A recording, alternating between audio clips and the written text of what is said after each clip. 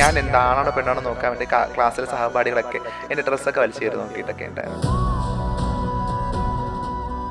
ടീച്ചേഴ്സിൻ്റെ അടുത്ത് സ്ഥിരം പരാതി പറയാൻ പോകുന്ന ഒരു കുട്ടിയെ സംബന്ധിച്ച് എൻ്റെ ഭാഗത്തല്ലേ തെറ്റുണ്ടാവാന്ന് അവർ ചിന്തിക്കും. കാരണം നീ ആണുങ്ങളെ പോലെ നടക്കുന്ന പറയാം അവര്. അവരുടെ പ്രശ്നമായിരുന്നില്ല. കാരണം അവർക്ക് അറിവില്ല അതിനെപ്പറ്റി. എൻ്റെ വീട്ടുകാരും സ്വപ്നം കണ്ടത് ഒരിക്കലും സാധിച്ചു കൊടുക്കാൻ പറ്റാത്തൊരു മകനാണ് ഞാൻ. അത് ഭയങ്കര സങ്കടമുണ്ട്. അവർക്കൊരു എന്നെ ഒരു ഉസ്താദൊക്കെ ആക്കണമെന്നൊക്കെ ഭയങ്കര ആഗ്രഹം ഉണ്ടായിരുന്നു. അവരുടെ സ്വപ്നങ്ങളിൽ എൻ്റെ ഒരു ശേഷം വരുന്നൊരു തലമുറയല്ലേ അവരുടെ പാരമ്പര്യം എന്നുള്ളത്. അത് മെയിൻറ്റെയിൻ ചെയ്യാൻ എനിക്ക് പറ്റിയില്ല. ഞാൻ അവരിഷ്ടപ്പെടുന്ന കണക്കൊരു ജോലി മീൻസ് ചെയ്യാൻ പറ്റുന്ന ഒരു ആളായിട്ട് മാറിയില്ല.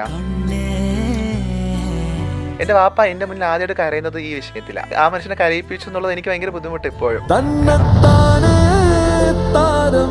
എൻ്റെ കുടുംബത്തിനകത്ത് ഞാൻ നജീബ് അവരുടെ മകനാണ്, മകളൊന്നും ആവത്തൊന്നുമില്ല. എനിക്ക് ഭയങ്കര അഹങ്കരിക്കാം കേരളത്തിനകത്ത് ജീവിക്കുമ്പോൾ. എന്നെ ആരും ട്രാൻസായിട്ടല്ല കാണണേ എന്നുള്ളത്. നിലവിൽ ആഫ്റ്റർ ബിഗ് ബോസ് ഞാൻ എടുത്തു പറയാം, എനിക്ക് അങ്ങനത്തെ ഒരു ഗുരുതരമായ പ്രശ്നങ്ങളൊന്നുമില്ല. കഴിഞ്ഞ ദിവസം ഞങ്ങൾ ക്രിക്കറ്റ് മാച്ച് കിടന്നു. ഞാൻ കിടന്നു ലേഡീസ് റൂമിലാണ്, ഞങ്ങൾ ഒരുമിച്ച് എല്ലാവരും അങ്ങോട്ടും ഇങ്ങോട്ടും കെട്ടിപ്പിടിച്ചാണ് കിടന്നത്. മതി, എനിക്ക് ഇതിൽ കൂടുതൽ എന്താ ഇനി വേണ്ടത്?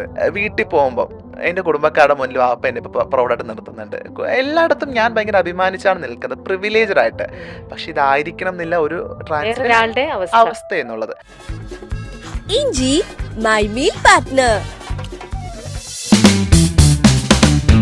പ്രതിസന്ധികളിൽ പതറാതെ പടികൾ ചവിട്ടിക്കയറിയ Nadira Mehrin milestone makers presents behind the സീൻസിൽ ഇന്ന് നമ്മളോടൊപ്പം. ഹായ് നാദിറ. ഹായ്, നമസ്കാരം. സുഖായിട്ടിരിക്കുന്നു? ഓ, സുഖായിരിക്കുന്നു. നല്ല ബ്രൈറ്റ് കളർ. അത് ഓപ്പോസിറ്റ് രമ്യ ചേച്ചി ആകുമ്പോൾ സ്വാഭാവികമായിട്ടും നമ്മൾ കുറച്ചൊന്ന് പിടിച്ചു നിൽക്കണമെങ്കിൽ ഒന്നുകിൽ സാരി ആയിരിക്കണം, ഇല്ലെങ്കിൽ നമ്മൾ കുറച്ച് നല്ല കളർഫുൾ ആയിരിക്കും. ഭയങ്കര ഇഷ്ടമാണ്, ഇന്റർവ്യൂസ് കാണാറുണ്ട്. പ്രത്യേകിച്ച് മൈൽ സ്റ്റോണിന്റെ ഏറ്റവും വലിയ മൈൽ സ്റ്റോൺ ആണല്ലോ എന്റെ ഓപ്പോസിറ്റ് ഇരിക്കുന്നത്. Thank you Nadira. അതേപോലെ തന്നെ നാദിറയായിട്ടും ഇങ്ങനെ ഇരിക്കണമെന്ന് കുറെ നാളായിട്ട് ആഗ്രഹിക്കുന്നുണ്ട്. പക്ഷെ എന്നും നല്ല ഗിഫ്റ്റുകളായിട്ട് നാദിറയ്ക്ക് കൊണ്ടേ കൊടുക്കാനായിട്ടാണ് ഞാൻ എത്തിയിരിക്കുന്നത്. അങ്ങനെ 2 വർഷങ്ങൾ നാദിറയ്ക്ക് കൈ നിറയെ ഓണവും വിഷുവിനൊക്കെ ആയിട്ട് സമ്മാനങ്ങൾ കൊണ്ടുവന്ന് തന്നിട്ടുണ്ട്. അങ്ങനെയാണ്. പിന്നെ അത് മാത്രമല്ല, നാദിറ നമ്മുടെ മൈൽ സ്റ്റോൺ ഫാമിലി മെമ്പറും കൂടിയാണ്. അപ്പൊ മൈൽ സ്റ്റോണിന്റേതായിട്ടുള്ള പല വിശേഷങ്ങൾക്കും പല ചടങ്ങുകൾക്കും പല ഇവന്റുകൾക്കും നാദിറ വന്നിട്ടുണ്ട്. നാദിറ എപ്പോഴൊക്കെ ഫ്രീ ആയിട്ട് അവൈലബിൾ ആണോ അപ്പോഴൊക്കെ നമ്മുടെ ഇവിടുന്ന് ഒരു കോൾ ചെന്നാൽ മതി. നാദിറ തീർച്ചയായിട്ടും മൈൽ സ്റ്റോണിന്റെ കൂടെ എപ്പോഴും നിൽക്കാൻ ആഗ്രഹിച്ചിട്ടുള്ള ഒരാളും കൂടിയാണ്. ഒത്തിരി സന്തോഷമുള്ളത് കഴിഞ്ഞ ഒരു തുടക്ക സമയം തൊട്ട്, എന്റെ ഒരു ആഫ്റ്റർ ഒരു ബിഗ് ബോസിന് ശേഷം തൊട്ട് ഇവിടം വരെ മൈൽ സ്റ്റോൺ ആയിട്ട് സഹകരിക്കാറുണ്ട്. ഞാൻ ഇന്റർവ്യൂസ് കൊടുക്കുന്നത് വളരെ കുറവ്. പക്ഷെ എനിക്ക് തോന്നുന്നു മൈൽ സ്റ്റോണിലാണ് പിന്നെ ഇന്റർവ്യൂസ് വന്നിട്ടുള്ളതും. കൊടുക്കാൻ ഭയങ്കര മടിയാ എനിക്ക്. ഞാൻ ഭയങ്കര മടിയുള്ള ഒരാളാണ്, സീരിയസ്ലി. എന്ന് പറയുമ്പം ഒരു പ്രായത്തിന്റെ ഒരു മടിയല്ല. എന്ന് പറയുമ്പോഴത്തേക്ക് നമ്മളത്തെ ഇപ്പോഴത്തെ ഒരു ജനറേഷൻ ഉണ്ടാവുന്ന മടി ഭയങ്കര കൂടുതലാന്ന് എനിക്കും തോന്നിയിട്ടുണ്ട്. സ്ക്രീൻ ടൈം ഭയങ്കര കൂടുതലാണ് എനിക്ക്. അപ്പൊ പിന്നെ എന്തോ മടി പിടിച്ചൊരു സ്വഭാവം എനിക്കുണ്ട്. പക്ഷെ എന്നാലും ഇന്റർവ്യൂ കൊടുക്കാന്ന് പറയുമ്പോ ഇന്റർവ്യൂവിന്റെ കാര്യത്തിൽ മാത്രമല്ല, എവിടെയെങ്കിലും പോണ കാര്യം പറഞ്ഞാൽ പോലും ഭയങ്കര മടി എനിക്ക്. പക്ഷെ റീൽസ് ഒക്കെ ചെയ്യാൻ എന്ത് മിടിക്കുക, എന്ത് ഇഷ്ടമാണ്. ഇപ്പൊ ഒരു ചിലപ്പോ പലരും വിചാരിക്കുന്നുണ്ടാവും നമ്മളൊക്കെ ഭയങ്കര തിരക്കുള്ള മനുഷ്യരല്ലേ എന്ന്.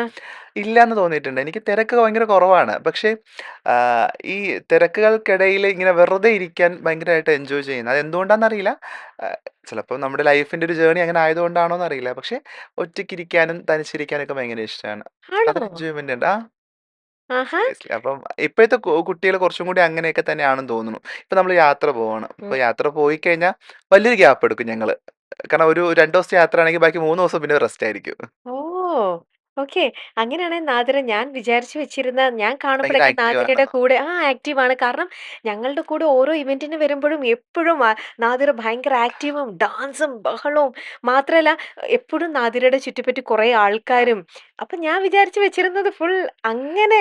അതെനിക്ക് തോന്നിയ ഒരു കാര്യം, ഈ ഭയങ്കര ബുദ്ധിമുട്ടാണ് ജീവിക്കുക എന്നുള്ളത്. പ്രത്യേകിച്ച് ഈ കാലഘട്ടത്തിനനുസരിച്ച് ജീവിക്കാൻ ഭയങ്കര പ്രയാസമാണ്. ഈ ഫെയിം ആയി കഴിഞ്ഞാൽ ആ ലൈം ലൈറ്റിൽ നിൽക്കണം എന്നുള്ളത് ഒരു ആവശ്യമാണ്.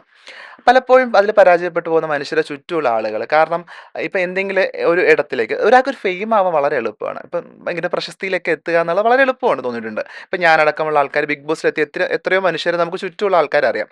അവരിപ്പോൾ എന്ത് ചെയ്യുന്നു എന്ന് നോക്കുമ്പോൾ നമ്മൾ എന്താ ചിന്തിക്കുന്നത്, ലൈം ലൈറ്റിലുണ്ടോ എന്നുള്ളതാണ്. കാരണം അവരെവിടെയൊക്കെ അവരുടെ സോഷ്യൽ മീഡിയ പ്ലാറ്റ്ഫോമുകളിലോ അല്ലാത്ത ഏതെങ്കിലും പരിപാടികളിലോ സിനിമകളിലോ സീരിയൽസിലോ ഒക്കെ നിൽക്കുന്നുണ്ടോ നോക്കുമ്പം അവിടെ അവർ പരാജയപ്പെട്ടു പോയിട്ട് ഉള്ളതായിട്ട് തോന്നും. ഒരുപക്ഷെ അവരത് ശ്രമിക്കാനിട്ടല്ല, അവർക്കറിയാം അത് അവരുടെ ആവശ്യമാണ്, അത് അവരുടെ നിലനിൽപ്പാണെന്ന് അറിഞ്ഞിട്ടും എന്തൊക്കെയോ ഒരു കാരണം കൊണ്ട് ആ ലൈംലൈറ്റിൽ നിൽക്കാതെ പോകുന്നുണ്ട്. പക്ഷെ ഭാഗ്യം കൊണ്ട് എനിക്കത് നിൽക്കാൻ പറ്റുന്നുണ്ട്. കാരണം പ്രത്യേകിച്ച് ചേച്ചി പറഞ്ഞ കണക്ക് ഇത്തരം പരിപാടികളുടെ ഭാഗമാകുന്ന സമയത്ത് നമ്മളെല്ലാവരും കാണുന്നുണ്ട്. ഇപ്പം ഏതെങ്കിലും ഒരു ഓൺലൈൻ മീഡിയയിൽ ബൈറ്റ് കൊടുക്കുമ്പം പലരും ഈ ബൈറ്റ് കൊടുക്കുന്നതും മീഡിയയിലൊക്കെ വന്ന് സംസാരിക്കുന്നത് എന്തുകൊണ്ടാണ്? ആ ലൈംലൈറ്റിൽ നിൽക്കാൻ സാധിക്കുമെന്നുള്ളൊരു തോന്നലുള്ളതുകൊണ്ടാണ്. അപ്പം അതെനിക്ക് പറ്റാറുണ്ട്. ദൈവം സഹായിച്ചത് ഇപ്പോഴും ഒരു ബുദ്ധിമുട്ടില്ലാതെ കടന്നു പോകുന്നുണ്ട്. പക്ഷേ ഈ ലൈംലൈറ്റിൽ നിൽക്കാൻ പറ്റാതിരിക്കുന്ന ഒരു അവസ്ഥ ഒരു ഡിപ്രഷനും കൂടിയാണ് പലർക്കും. ആണ്. അല്ലേ? അതെ, അതെ. കാരണം അത് ആൾക്കാര് പ്രത്യേകം മറന്നുപോകും. ആഗ്രഹിക്കുകയും കൂടെ അതെ, അതെ. ചെയ്തിരിക്കുമ്പോൾ ആ. നമുക്ക് അവിടെയൊക്കെ പലപ്പോഴും പലയിടത്തും നമ്മുടെ പ്രസൻസ് വന്നില്ലെങ്കിൽ നമ്മള് ആൾക്കാര് മറന്നുപോകും. മറന്നുപോകും. ആൾക്കാര് നമ്മുടെ പേര് മറക്കും. ആൾക്കാര് നമ്മുടെ പ്രൊഫഷൻ മറക്കും. നമുക്ക് ഒരു അവസരം കിട്ടാതിരിക്കും. കാരണം നമുക്ക് പലപ്പോഴും അവസരം കിട്ടുന്നത് എങ്ങനെയാണ്? ആൾക്കാര് നമ്മളുടെ അപ്ഡേഷൻസ് കൃത്യമായിട്ട് കണ്ടോണ്ടിരിക്കുമ്പോഴാണ്. ഉം. അതെപ്പോഴെങ്കിലും ഒരു വട്ടം നിന്ന് പോയി കഴിഞ്ഞാൽ പിന്നെ നമുക്ക് പരിപാടികളുടെ എണ്ണം കുറയും. സാമ്പത്തികമായിട്ടുള്ള ബുദ്ധിമുട്ടുണ്ടാവും. ഉം. ആൾക്കാര് മറന്നുപോകും. അതൊരു വലിയ പ്രയാസാ. കാരണം ഓരോ ദിവസം കടന്നു വരുന്ന ഇൻഫ്ലുവൻസേഴ്സിന്റെ എണ്ണം വളരെ കൂടുതലാണ്. അതെ. കണ്ടന്റ് ക്രിയേറ്റേഴ്സിന്റെ എണ്ണം കൂടുതലാണ്. ഫെയിം ആവുന്ന ആൾക്കാരുടെ എണ്ണം കൂടുതലാണ്. എന്റെടുത്ത് പലരും ചോദിച്ചിട്ടുണ്ട്. ഏതെങ്കിലും ഒരു വളരെ ചുരുക്കം ഫോളോവേഴ്സ് ഉള്ള ഒരു ആള് ചോദിക്കുകയാണ്. അയാളുടെ ഒരു വീഡിയോ പെട്ടെന്ന് ഒരു 1,000,000 അടിക്കുകയാണ്. അപ്പോൾ അയാളൊരു ജോലിയുള്ള ഒരാളാണ്. ഐടി പ്രൊഫഷണലാണ്. അപ്പോൾ എന്റെടുത്ത് ചോദിച്ചു, "ഞാൻ ഇനി കണ്ടന്റ് ക്രിയേഷനിലേക്ക് ഇറങ്ങട്ടെ" എന്ന് ചോദിച്ചു. ഞാൻ പറഞ്ഞു, "ആലോചിച്ചിട്ട് മാത്രം ഇറങ്ങിയാൽ മതി. കാരണം ഒരു ജോലി വേണ്ടാന്ന് വെച്ചിട്ട് അതിലേക്ക് ഇറങ്ങുന്ന സമയത്ത് തുടക്കം നമ്മളെ ആൾക്കാര് സപ്പോർട്ട് ചെയ്യാൻ കുറച്ച് ഒരുപക്ഷെ ആൾക്കാരുണ്ടാവും. ഉം. പക്ഷെ അത് കുറേ കാലം അത് ഉണ്ടാകും എന്നുള്ള പ്രതീക്ഷ നമ്മൾ വെക്കരുത്. വെക്കണ്ട. കാരണം പോകെ പോകെ നമ്മളെ മറന്നുപോകും ആൾക്കാര്. കാരണം നമ്മളൊരു 5 വർഷം മുമ്പ് കണ്ട കണ്ടന്റ് ക്രിയേറ്റേഴ്സ് ഒന്നും ഇപ്പം ഇല്ല. ഇല്ല. യൂട്യൂബേഴ്സിനെ കാണാനില്ല. ഇൻഫ്ലുവൻസേഴ്സിനെ കാണാനില്ല. പക്ഷേ ചുറ്റും നോക്കുമ്പോൾ കുറേ അധികം പുതിയ ആൾക്കാർ വന്നിട്ടുമുണ്ട്. പക്ഷേ ഈ പുതിയ വന്ന ആൾക്കാർ ഇനി ഒരു 10 വർഷം കഴിഞ്ഞാൽ എവിടെ എത്തി നിൽക്കും എന്നുള്ള വലിയൊരു ചോദ്യവും കൂടെ ഉണ്ട്. കാരണം ഇത് ഓട്ട മത്സരം പോലെയാണ്. ഇവിടെ സക്സസ് ആയിട്ട് വിജയിക്കാൻ സാധിക്കുന്ന വളരെ ചുരുക്കം ആൾക്കാർക്കായിരിക്കും. അതിൽ പരാജയപ്പെട്ടു പോയി കഴിഞ്ഞാൽ ലൈഫിൽ തന്നെ വലിയൊരു ബുദ്ധിമുട്ടും ഒരു ഭയങ്കര ഡിപ്രഷനിലേക്ക് ആൾക്കാർ പോകും എന്നുള്ളതാണ്. ഇത്രയധികം എന്താ പറയാ ഒരു ചിന്തിക്കണം എന്നുള്ളതാണ് ഈ ഫീൽഡിലൊക്കെ നിൽക്കുമ്പോൾ സീരിയസ്ലി. കാരണം അത് ആ ഡിപ്രഷനിലേക്ക് പോയിട്ടുള്ള ആളുകളെ എനിക്ക് പരിചയമുണ്ട്. കാരണം ഓരോ ദിവസം ഇവരുടെ ഒരു ഇപ്പം നമ്മൾ ചിന്തിക്കും ഇതൊക്കെ ഭയങ്കര എളുപ്പമല്ലേ, നിങ്ങൾക്കൊരു കണ്ടന്റ് ഇട്ടാൽ അതെ മതി, നിങ്ങൾക്കൊരു പോയി എവിടെയും പോയി റീൽ എടുത്താൽ മതി. അതെ പക്ഷെ അതിൽ ഒരു അവസാനത്തെ 5 റീലിൽ 5ഉം വൈറൽ അല്ലെങ്കിൽ തീർന്നു അവരുടെ ലൈഫ്. കാരണം അടുത്തൊരു ബ്രാൻഡ് അടുത്തേക്ക് വരില്ല. കാരണം അവസാനത്തെ 5 റീലിൽ എത്ര പ്രൊമോഷൻ എത്ര റീച്ച് ഉണ്ടായെന്നായിരിക്കും ഒരു ബ്രാൻഡ് നോക്കുന്നത്. നോക്കുന്നുണ്ടാവുക. അപ്പൊ അത് കിട്ടിയില്ല. നമ്മൾ അവസാനം വന്ന 5 റീല് പാളിപ്പോയി. അതിന് മുമ്പൊക്കെ ഉള്ളതൊക്കെ അത് സക്സസ് ആയിരുന്നു. അപ്പൊ പിന്നെ ആ ഒരു സ്ട്രഗിളിങ്ങിൽ നിന്ന് കേറി വരാൻ ഭയങ്കര ബുദ്ധിമുട്ടാണ്. കാരണം ഇവിടെ നാദിറ അല്ലെങ്കിൽ മറ്റൊരാളുണ്ട്. ആൾക്കാരുടെ എണ്ണത്തിൽ കുറവ് ഇല്ലല്ലോ. നമ്മളിപ്പം പകരക്കാരുള്ള ഒരു ഫീൽഡാണ്. എനിക്ക് തോന്നുന്നു കുറച്ചും കൂടി മത്സരമുള്ള ഫീൽഡും കൂടിയാണ് ഈ പറഞ്ഞ കണക്കുള്ള ആ, ഇൻസ്റ്റഗ്രാമൊക്കെ. അത് ഇത്രയ്ക്കും കോമ്പറ്റീഷൻ ഇതിനിടയിലുണ്ടെന്ന് ഉണ്ട്. അതെ. എനിക്കറിഞ്ഞില്ല. ഇങ്ങനെ ഞാൻ വിചാരിക്കുന്നു ഒരുപാട് ഇൻഫ്ലുവൻസേഴ്സ് ഉണ്ടാവുന്നുണ്ട്. എല്ലാവർക്കും അവരുടേതായിട്ടുള്ള സ്പേസും ഉണ്ട്. അത്ര വ്യൂസ് ഉണ്ട്, വ്യൂവേഴ്സ് ഉണ്ട്. ഇങ്ങനെയൊക്കെ തന്നെയാ വിചാരിച്ചുകൊണ്ടിരുന്നത്. ഉം. ഇത്ര ഒരു ഓരോ കോൺടെന്റ് വേണ്ടിയിട്ടും ഇത്ര അധികം ശരിക്കും നിങ്ങളുടെ ഇടയിൽ ഇങ്ങനെ ഒരു കോമ്പറ്റീഷൻ ഉണ്ടെന്ന് ഇപ്പോഴാണ് ഞാൻ ആ അറിയുന്നത്. കോമ്പറ്റീഷൻ ചെറിയൊരു കോമ്പറ്റീഷനും കൂടെ അല്ല എന്നുള്ളതാ. കാരണം മലയാളത്തിലും അല്ലെങ്കിൽ കേരളത്തിൽ എടുത്തു നോക്കിക്കഴിഞ്ഞാൽ മറ്റ് സംസ്ഥാനങ്ങളെക്കാൾ കൂടുതൽ കണ്ടന്റ് ക്രിയേറ്റേഴ്സ് ഉള്ള സ്പേസാണ് ഇവിടെ. ഉം. എനിക്ക് തോന്നുന്നു പലപ്പോഴും ആളുകൾ തെറി പറയുന്നതും കോപ്രായം കാണിക്കുന്നതും അതിന്റെ ഭാഗമായിട്ടാണെന്ന് പോലും എനിക്ക് തോന്നിയിട്ടുണ്ട്. കാരണം എന്ത് ചെയ്തെങ്കിലും വൈറലാവണം അവർക്ക്. എന്തെങ്കിലും ഒരു സാധനം ചെയ്ത് അതിലൂടെ ക്ലിക്ക് ആവണം. അതിനുശേഷം അവരുടെ നല്ല പേരിലേക്ക് എത്തിക്കാം എന്നുള്ളൊരു തോന്നലുണ്ട്. പലപ്പോഴും നമ്മൾ മുൻപ് തെറി വിളിച്ച ഭയങ്കര വൾഗറായിട്ട് സംസാരിച്ച് പൊളിറ്റിക്കൽ ഇൻകറക്റ്റ് പറഞ്ഞുകൊണ്ടിരുന്ന ആളുകളുണ്ട്. ഉം. അവരൊക്കെ ഭയങ്കര ഡീസന്റാ. അപ്പൊ എന്താ നമ്മൾ അതിൽ നിന്ന് മനസ്സിലാക്കേണ്ടത്? അവർ ആദ്യ കാലത്ത് അതൊക്കെ ചെയ്തിരുന്നത് എന്തുകൊണ്ടാണ്? അവർക്ക് ആ ഫെയിം കിട്ടാൻ കിട്ടാൻ. വേണ്ടിയിട്ട്. പിന്നീട് അത് കിട്ടിക്കഴിഞ്ഞാൽ അവർക്ക് നന്നാവാൻ അറിയാം എന്നുള്ളതാണ്. കാലഘട്ടങ്ങൾക്കനുസരിച്ച് ബഹുമാനം കിട്ടുന്ന രീതിയിലേക്ക് പ്രവർത്തിക്കാൻ മാറ്റം. അവർക്കറിയാം. അപ്പം എന്ത് ചെയ്തെങ്കിലും വൈറലാവുക എന്നുള്ള ഒരു തോന്നല് ചിലപ്പോൾ പലപ്പോഴും കണ്ടന്റ് ക്രിയേറ്റേഴ്സിനുണ്ട് എന്നുള്ളതാ. പിന്നെ ഈ വളരെ ചെറുപ്പത്തിൽ തന്നെ കണ്ടന്റ് ക്രിയേറ്റേഴ്സ് ആയ ആൾക്കാരാണല്ലോ നമ്മുടെ മലയാളികളിൽ കൂടുതലുള്ളത്. ഭയങ്കര ചെറുപ്പത്തിൽ ഉണ്ടാവുക. ഉം. ഇവിടെ അത്യാവശ്യം നല്ല ക്വാളിറ്റി ഉള്ളതിനും ഇല്ലാത്തതിനൊക്കെ തന്നെ അത്യാവശ്യം റീച്ച് ഉള്ള ഒരു അവസരം കൊടുക്കാറുണ്ട് ഉം. സമൂഹം. അപ്പൊ അതുകൊണ്ട് അധികം ഇന്റർവ്യൂ ഒന്നും കൊടുക്കാൻ താല്പര്യമില്ല എന്ന് നാദിറ പറയുകയും ചെയ്തു അല്ലേ? അതുകൊണ്ട് തന്നെ നമ്മൾ ഇപ്പൊ ഇരിക്കുന്നത് ഒരു പോഡ്കാസ്റ്റിലായതുകൊണ്ട് തന്നെ നമുക്ക് നജീബിൽ നിന്നും നാദിറ വരെ എത്തിയ ആ ഒരു കഥ നമുക്ക് ഫുൾ ആ ഒരു യാത്രയിലൂടെ ഒന്ന് ഓ പോവാം. പറയാം. കുറേ പേര് നജീബ് കാണാൻ കേൾക്കാനൊക്കെ ആഗ്രഹിച്ചിട്ടുള്ള ഒരുപക്ഷെ സിനിമാക്കാര് പോലും പലപ്പോഴും ഇങ്ങനെ കൗതുകത്തോടെ കേട്ടിരുന്ന ഒരു ജീവിതാവസ്ഥയായിരുന്നു. എന്റെ മാത്രമല്ല പൊതുവായിട്ടുള്ള ട്രാൻസ്ജെൻഡർ മനുഷ്യരുടെയൊക്കെ. ഉം. അപ്പൊ ഇത് പറയുമ്പോൾ ആൾക്കാർക്ക് ആ ഒരു വിഷമമൊക്കെ തോന്നും. അതുകൊണ്ട് കാണുന്നവർക്ക് ചിലപ്പോൾ സങ്കടം ഫീൽ ചെയ്തേക്കാം. കാരണം ഇത്രയും അനുഭവിച്ചിട്ടൊക്കെയാണെന്ന് പറയുമ്പോൾ ഇപ്പം ഞാൻ എൻ്റെ കാര്യം മാത്രമല്ല കേട്ടോ. ഞാൻ ഇപ്പം രമ്യ ചേച്ചിയും അനുഭവിച്ചിട്ടുണ്ടാവും. കാരണം നമ്മുടെ സൊസൈറ്റി പലരും അനുഭവിക്കുന്നുണ്ട്. പക്ഷേ നമ്മളിതെപ്പോഴും പറയുന്നത് എന്തുകൊണ്ടാണ്? ഇനി വരുന്നവരിത് അനുഭവിക്കരുത് എന്ന് ആഗ്രഹിക്കുന്നുള്ളതുകൊണ്ടാണ്. ഉം. ഇനി വരുന്നൊരു കുട്ടി എന്നെപ്പോലൊരു കുട്ടി അങ്ങനെ അനുഭവിക്കരുത് എന്നുള്ളതുകൊണ്ടും അവരുടെ കുടുംബത്തിൽ കുറച്ചൊക്കെ അറിവ് കേൾക്കുന്നവർക്കൊരു എഡ്യൂക്കേഷൻ കൂടിയാണ് പലപ്പോഴും ട്രാൻസ്ജെൻഡർ മനുഷ്യരുടെ ഒരു ജീവിതം എന്നുള്ളത്. അപ്പം തീർച്ചയായിട്ടും. അതിലൂടെ അങ്ങനെ വരട്ടെ. അതെ. നജീബ് തിരുവനന്തപുരത്ത് ജനിച്ചു വളർന്ന ഒരു പയ്യൻ. അല്ല, കാസർഗോഡാണ്. അത് ആണോ? ആർക്കും അറിയില്ല. ഞാൻ കാസർഗോഡിയനാണ്. ഞാൻ ജനിച്ചത് കാസർഗോഡാണ്. ഉമ്മയുടെ നാട് കാസർഗോഡായിരുന്നു. ആ. അപ്പോൾ ഉമ്മ കാസർഗോഡിയനും വാപ്പ ട്രിവാൻഡ്രത്തുമായിരുന്നു. അപ്പം ഇവരുടെ റിലേഷൻ പിന്നീട് സെറ്റിലായത് ട്രിവാൻഡ്രത്താണ്. ഞാൻ ജനിച്ചു എന്ന് മാത്രമേ ഉള്ളൂ. ഓ. ജനിച്ചു വളരെ ചെറുപ്പം 3, 4 വയസ്സ് വരെയാണ് കാസർഗോഡ് ഉണ്ടായിരുന്നത്. പിന്നീട് ട്രിവാൻഡ്രത്തേക്ക് ഷിഫ്റ്റ് ചെയ്തു. അവരുടെ രണ്ടുപേരുടെയും നാട് അവിടെ തന്നെയായിരുന്നോ? അല്ല, വാപ്പ ട്രിവാൻഡ്രം. അങ്ങനെ വാപ്പാടെ വാപ്പയുടെ ട്രിവാൻഡ്രത്ത്. നാട്ടിലേക്ക് പിന്നെ വരികയായിരുന്നു ചെയ്തത്. അപ്പൊ നിങ്ങൾ എത്ര കുട്ടികളാണ്? ഞങ്ങൾ 2 പേരായിരുന്നു. ഉം. വാപ്പ, ഉമ്മ, അനിയത്തിയുണ്ട് എനിക്ക്. അനിയത്തി ഒരുപക്ഷെ പ്രേക്ഷകർക്ക് നല്ല പരിചയം ഉണ്ടാവും. ബിഗ് ബോസിലൂടെ അതെ, വന്നിട്ടുണ്ടായിരുന്നു. അതെ. അതെ. അനിയത്തിയുടെ പേര്? ഷഹനാസ്. ഷഹനാസ്. ഓക്കെ. ഓക്കെ. എന്നിട്ട് ട്രിവാൻഡ്രത്ത് എത്തി. സ്കൂളെല്ലാം അവിടെയായിരുന്നു. അതെ, അതെ. ആ. സ്കൂളിംഗ് ഒക്കെ അവിടെ തന്നെ. 1 തൊട്ട് എല്ലാം പഠിച്ചത് അവിടെ ഉം. തന്നെയാണ്. പിജി മാത്രമാണ് പിന്നീട് മാറിയിട്ടുള്ളത്. അപ്പം സ്കൂളിംഗ് 1 തൊട്ട് 7 വരെ ഒരു സ്കൂളിലായിരുന്നു. പിന്നെ 10 വരെ വേറൊരു സ്കൂൾ, +2 വേറെ സ്കൂൾ അങ്ങനെ. ഉം. അതൊക്കെ ഈ പ്രദേശം നമ്മൾ വളരെ എന്താ പറയട്ടെ, എനിക്ക് മഴ ഭയങ്കര നെഗറ്റീവാണ്. അത് ഞാൻ എല്ലാ ഇന്റർവ്യൂവിലും ഇങ്ങനെ പറയാറുണ്ട്. ചിലപ്പോൾ കേൾക്കുന്ന ആൾക്ക് ഒരു പുതുമയായിരിക്കും. മഴ എന്തുകൊണ്ടാണ് നെഗറ്റീവ് ആയെന്നുള്ളത്. ദാരിദ്ര്യം എന്ന് പറയുമ്പോഴത്തേക്കും ഈ ദാ വളരെ പാവപ്പെട്ട ഫാമിലിയിൽ നിന്നായിരുന്നു ഞാൻ. കാരണം വാപ്പ അങ്ങനെ ഒരു കൂലിപ്പണിക്കാരനാണ്. ഡെയിലി വേജസിന് ജോലിക്ക് പോകുന്ന ഒരാളാ. അപ്പം ഏതെങ്കിലും ഒരു സാഹചര്യത്തിൽ മഴയുണ്ടെങ്കിൽ അത് പോവാതിരിക്കുന്ന ഒരു കാലഘട്ടം നമുക്കുണ്ടായിരുന്നു. അപ്പോൾ ഓ. അത് വലിയൊരു ബുദ്ധിമുട്ടുമായിരുന്നു. കാരണം അറിയാലോ ഒരു ഡെയിലി വേജസിനൊക്കെ അതെ. പണിയെടുക്കുന്ന ഒരു ഫാമിലിയെ സംബന്ധിച്ച് സ്കൂളിൽ പോകാന്നൊക്കെ ഭയങ്കര ബുദ്ധിമുട്ടാ. മാത്രല്ല ഈ കുടയില്ലാത്തതിന്റെ ഒരു ബുദ്ധിമുട്ടൊക്കെ അനുഭവിച്ചിട്ടുണ്ട് അപ്പം കുട്ടിക്കാലത്ത്. അപ്പൊ ഇതൊക്കെ കൊണ്ടാണ് എനിക്ക് മഴ ഭയങ്കര ബുദ്ധിമുട്ടാവുന്നത്. പിന്നെ ഷീറ്റിട്ട വീടായിരുന്നു, ചോരുന്നൊരു വീടായിരുന്നു. ഇതൊക്കെ പലപ്പോഴും ഞാൻ പറയുന്നത് അവിടെ നിന്ന് വന്നൂന്ന് പറയുമ്പോ എനിക്ക് ഭയങ്കര സന്തോഷാ. അതുകൊണ്ട് എനിക്ക് ഇന്നൊരു ₹10 വിലയുണ്ട്. ഞാൻ എവിടെ ഒരുപക്ഷെ നമ്മള് ചിന്തിക്കില്ലേ, ₹10 പോട്ടെ വിട്ടേക്കെന്ന് പറയുമ്പോ എനിക്കത് വിടാൻ പറ്റാത്തത് ഇല്ലെങ്കി അതങ്ങനെ തറയിൽ വീണ് പൈസ എടുക്കണം എന്ന് തന്നെയാണ് ഞാൻ ആഗ്രഹിക്കുന്നത്. കാരണം എന്താ? ആ ഉം. ചില്ലറയ്ക്ക് എനിക്ക് പണ്ടൊരു വിലയുണ്ടായിരുന്നു. ആ വില അതെ. എൻ്റെ മനസ്സിൽ ഇപ്പോഴും ഉണ്ട്. അതുകൊണ്ട് ഇപ്പോഴും ഞാൻ ലക്ഷ്വറി ആണെന്ന് ഞാൻ പറയില്ല. കാരണം ഇന്നും ഇഷ്ടപ്പെട്ട ഭക്ഷണം കഴിക്കുന്ന സമയത്ത് അതിന്റെ പൈസ നോക്കിയിട്ട് മാത്രമേ കഴിക്കാറുള്ളൂ എന്നുള്ളതാ. അപ്പം അങ്ങനെയാ. ചുറ്റുമുള്ള ഫാമിലീസൊക്കെ കുറച്ച് റിച്ച് ആയിരുന്നു. കാരണം ഓ. വാപ്പയുടെ ഫാമിലിയിലും വാപ്പയായിരുന്നു കുറച്ചും കൂടി പാവപ്പെട്ട ഒരാള്. ആ. അപ്പം ഞങ്ങളായിരുന്നു ട്രിവാൻഡ്രത്ത് ഒരു 2 സെന്റിനകത്ത് താമസിക്കുന്ന ഷീറ്റിട്ട വീട്ടിനകത്ത് മുടുക്കുള്ള. അത് പിന്നെ സന്തോഷം എന്നുള്ള സ്വന്തം വീടാണ്. ആരും ഇറക്കി വിടില്ലാത്തൊരു വീടുണ്ട് എന്നുള്ളതായിരുന്നു അന്നത്തെ അഭിമാനം. അപ്പം ചുറ്റുമുള്ള മറ്റു ഫാമിലീസൊക്കെ നോക്കുമ്പോൾ അത്യാവശ്യം പ്രിവിലേജ്ഡ് ആൻഡ് ഫിനാൻഷ്യൽ സ്റ്റെബിലിറ്റി ഉണ്ടായിരുന്നു.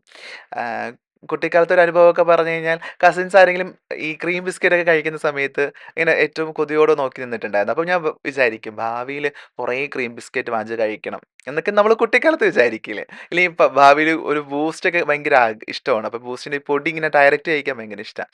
അപ്പം അത് കിട്ടാതിരുന്ന ഒരു സമയത്ത് ഇതൊക്കെ കണ്ട് കൊതിച്ചിരുന്ന സമയത്തൊക്കെ ചിന്തിക്കും വലുതായിട്ടാണ് കുറേ വാങ്ങിച്ച് കഴിക്കാൻ. വലുതായിട്ടൊന്നും കഴിച്ചിട്ടും ഇല്ല എന്നുള്ളത്. കാരണം നമ്മളതൊക്കെ ആ ക്രേവിങ്സ് ഒക്കെ പോയല്ലോ ഉം. എന്നുള്ളതാ. പക്ഷെ ഇതൊക്കെയായിരുന്നു ഒരു കുട്ടിക്കാലത്തെ അനുഭവം എന്നുള്ളത്. അവിടെ നിന്നും എപ്പോഴാണ് ഈ നജീബിൽ നിന്നുള്ള ഒരു മാറ്റം കണ്ടു തുടങ്ങിയത്? ഏത് ഈ പ്രായത്തിലായിരിക്കും? കുട്ടിക്കാലത്ത് തന്നെ ഞാൻ അത്യാവശ്യം നന്നായിട്ട് സംസാരിക്കുന്ന ഒരാളാ. ഉം. എപ്പോഴാണ് എൻ്റെ ഒരു ജെൻഡറിനെ പറ്റി മറ്റുള്ളവർ സംസാരിക്കാൻ തുടങ്ങാത്ത ആ ഒരു കാലഘട്ടം വരെ. എന്ന് പറയുമ്പം ഒരു കുട്ടിയെ പറ്റി നമ്മൾ ജെൻഡറിനെ പറ്റി സംസാരിക്കുന്ന അയാളുടെ ഒരു പ്രായപൂർത്തിയാവുന്ന സ്റ്റേജിൽ ഒരു 5ലോ 6ലോ ഒക്കെ എത്തുമ്പോഴാണ് ആണും പെണ്ണെന്നുള്ള വ്യത്യാസം നമുക്കിടയിലൊക്കെ ഉണ്ടാവുന്നത്. അപ്പോൾ അതുവരെ ഭയങ്കര നന്നായിട്ട് സംസാരിക്കുന്ന ആക്റ്റീവ് ആയിട്ടുള്ളൊരു പയ്യനായിരുന്നു ഞാൻ. അപ്പോൾ അവിടെ നിന്ന് ചുറ്റുമുള്ള ആൾക്കാർ കളിയാക്കാൻ തുടങ്ങുമ്പോഴാണല്ലോ നമ്മൾ സൈലന്റ് ആവുന്നത്. ഉം. ഒരുപക്ഷെ ഞാൻ എപ്പോഴും ചിന്തിക്കും ഞാൻ ആ സൈലൻസ് എൻ്റെ ലൈഫിൽ ഉണ്ടായിരുന്നില്ലെങ്കിൽ ഞാൻ കുറച്ചും കൂടി നല്ലൊരു സംസാരിക്കാൻ ഇഷ്ടപ്പെടുന്ന അത്യാവശ്യം നല്ലൊരു വൈബൊക്കെ ഉള്ളൊരു ആളായിട്ട് മാറുമായിരുന്നു. പക്ഷെ അതിപ്പം അതിന് ബുദ്ധിമുട്ടൊന്നും ഉണ്ടായിട്ടില്ല. പക്ഷെ എൻ്റെ ലൈഫിലൊരു കാലഘട്ടം വളരെ സൈലൻസ് ഉണ്ടാക്കിയത് ചുറ്റുമുള്ള മനുഷ്യരായിരുന്നു എന്നുള്ളതാണ്. പ്രത്യേകിച്ച് സ്കൂളിലെ സഹപാഠികളോ അധ്യാപകരടക്കം ഉള്ള ആൾക്കാരൊക്കെ തന്നെ എൻ്റെ ജെൻഡറിനെ ചോദ്യം ചെയ്യുകയും എന്നെ കളിയാക്കാനൊക്കെ തുടങ്ങിയ സമയത്താണ് എനിക്കെന്തോ കുഴപ്പമുണ്ടെന്ന് സ്വയം ചിന്തിക്കുന്നത്. ഓക്കെ. നമ്മൾ അതെ. അത് 5ൽ പഠിക്കാൻ തുടങ്ങുമ്പോ തന്നെ ഫ്രണ്ട്സ് കളിയാക്കാൻ തുടങ്ങി. ഉണ്ടായിരുന്നു ഉണ്ടായിരുന്നു. അപ്പൊ അവർക്ക് എന്ത് മാറ്റം കണ്ടിട്ടാണ്? എൻ്റെ ഒരു സ്ത്രൈണ സ്വഭാവം തന്നെ ആയിരിക്കണം. ഞാൻ ഭയങ്കര കുറച്ച് ഫെമിനിൻ ആയിരുന്നു. ഓക്കെ. സംസാരത്തിൽ ഒരു ഫെമിനിൻ വോയിസ് ഉണ്ടായിരുന്നു. നടത്തത്തിൽ അതുണ്ടായിരുന്നു. ഓക്കെ. പ്രകടമായിട്ട് നോക്കുമ്പോഴത്തേക്കും നിങ്ങൾ എപ്പോഴും ഇത് നമ്മൾ സംസാരിക്കുമ്പം ചാന്ത് പൊട്ടിലെ ദിലീപിനായിട്ട് കമ്പയറേ ചെയ്യരുത്. ആ. എക്സ്ട്രീംലി അതല്ല. ആ. പക്ഷെ എവിടെയൊക്കെ ഒരു സ്ത്രൈണ സ്വഭാവമുണ്ട്. പക്ഷെ ചാന്തുപുരിലെ ദിലീപ് എന്നുള്ള സ്ത്രൈണതുള്ള പൂർണ്ണ പുരുഷൻ. മീൻസ് ഉം. സ്ത്രൈണത അയാളുടെ ലൈഫിൽ ലോങ് ഉണ്ട്. ഉം. എൻ്റെത് ലൈഫിൽ അങ്ങനെ ഉണ്ടായിട്ടില്ല. ഉം. പക്ഷെ എവിടെയൊക്കെ ഒരു സ്ത്രീത്വം ഉണ്ടായിരുന്നു. നടക്കുമ്പോഴും സംസാരിക്കുമ്പോഴും പ്രകടമായിട്ടത് കാണാനും സാധിക്കും എന്നുള്ളതാണ്. ആ സമയത്താണ് എനിക്ക് എന്തൊരു കുഴപ്പമുണ്ടെന്ന് ചുറ്റുമുള്ള മനുഷ്യർ പറയാൻ തുടങ്ങിയത്.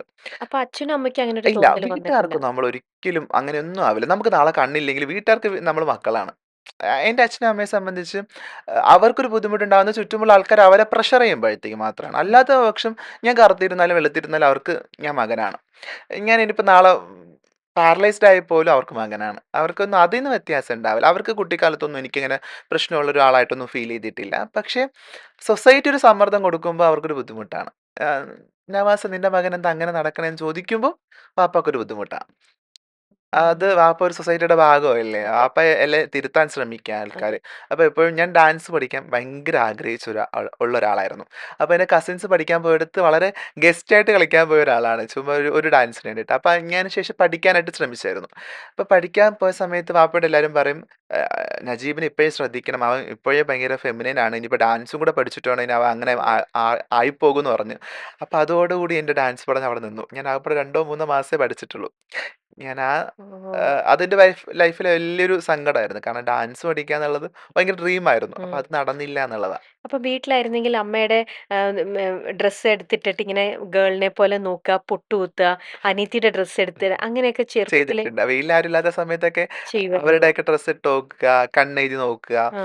ആഹ് ഇതൊന്നും സ്വപ്നം കാണാൻ പോലും യോഗ്യത അന്ന് ഉണ്ടായിരുന്നില്ല. കാരണം ഇതൊക്കെ ഭാവിയിൽ എപ്പോഴെങ്കിലും ഇങ്ങനെ ആകുന്നുള്ള പ്രതീക്ഷയിലല്ലല്ലോ. ഉം. നമ്മളെപ്പോഴും എന്താ വിചാരിക്കുക, ഭാവിയിൽ ഒരു കല്യാണം കഴിക്കണം, പെൺകുട്ടീനെ വിവാഹം കഴിക്കണം, കുട്ടി ഉണ്ടാവണം, കുടുംബം നോക്കണം, ജോലിക്ക് പോകണം. പ്രത്യേകിച്ച് എൻ്റെയൊക്കെ ഫാമിലിയുടെ ബാക്ക്ഗ്രൗണ്ട് ദുബായിൽ ജോലിക്ക് പോകുന്ന ആൺകുട്ടികളാണ് എല്ലാ കുടുംബത്തിലുള്ളത്.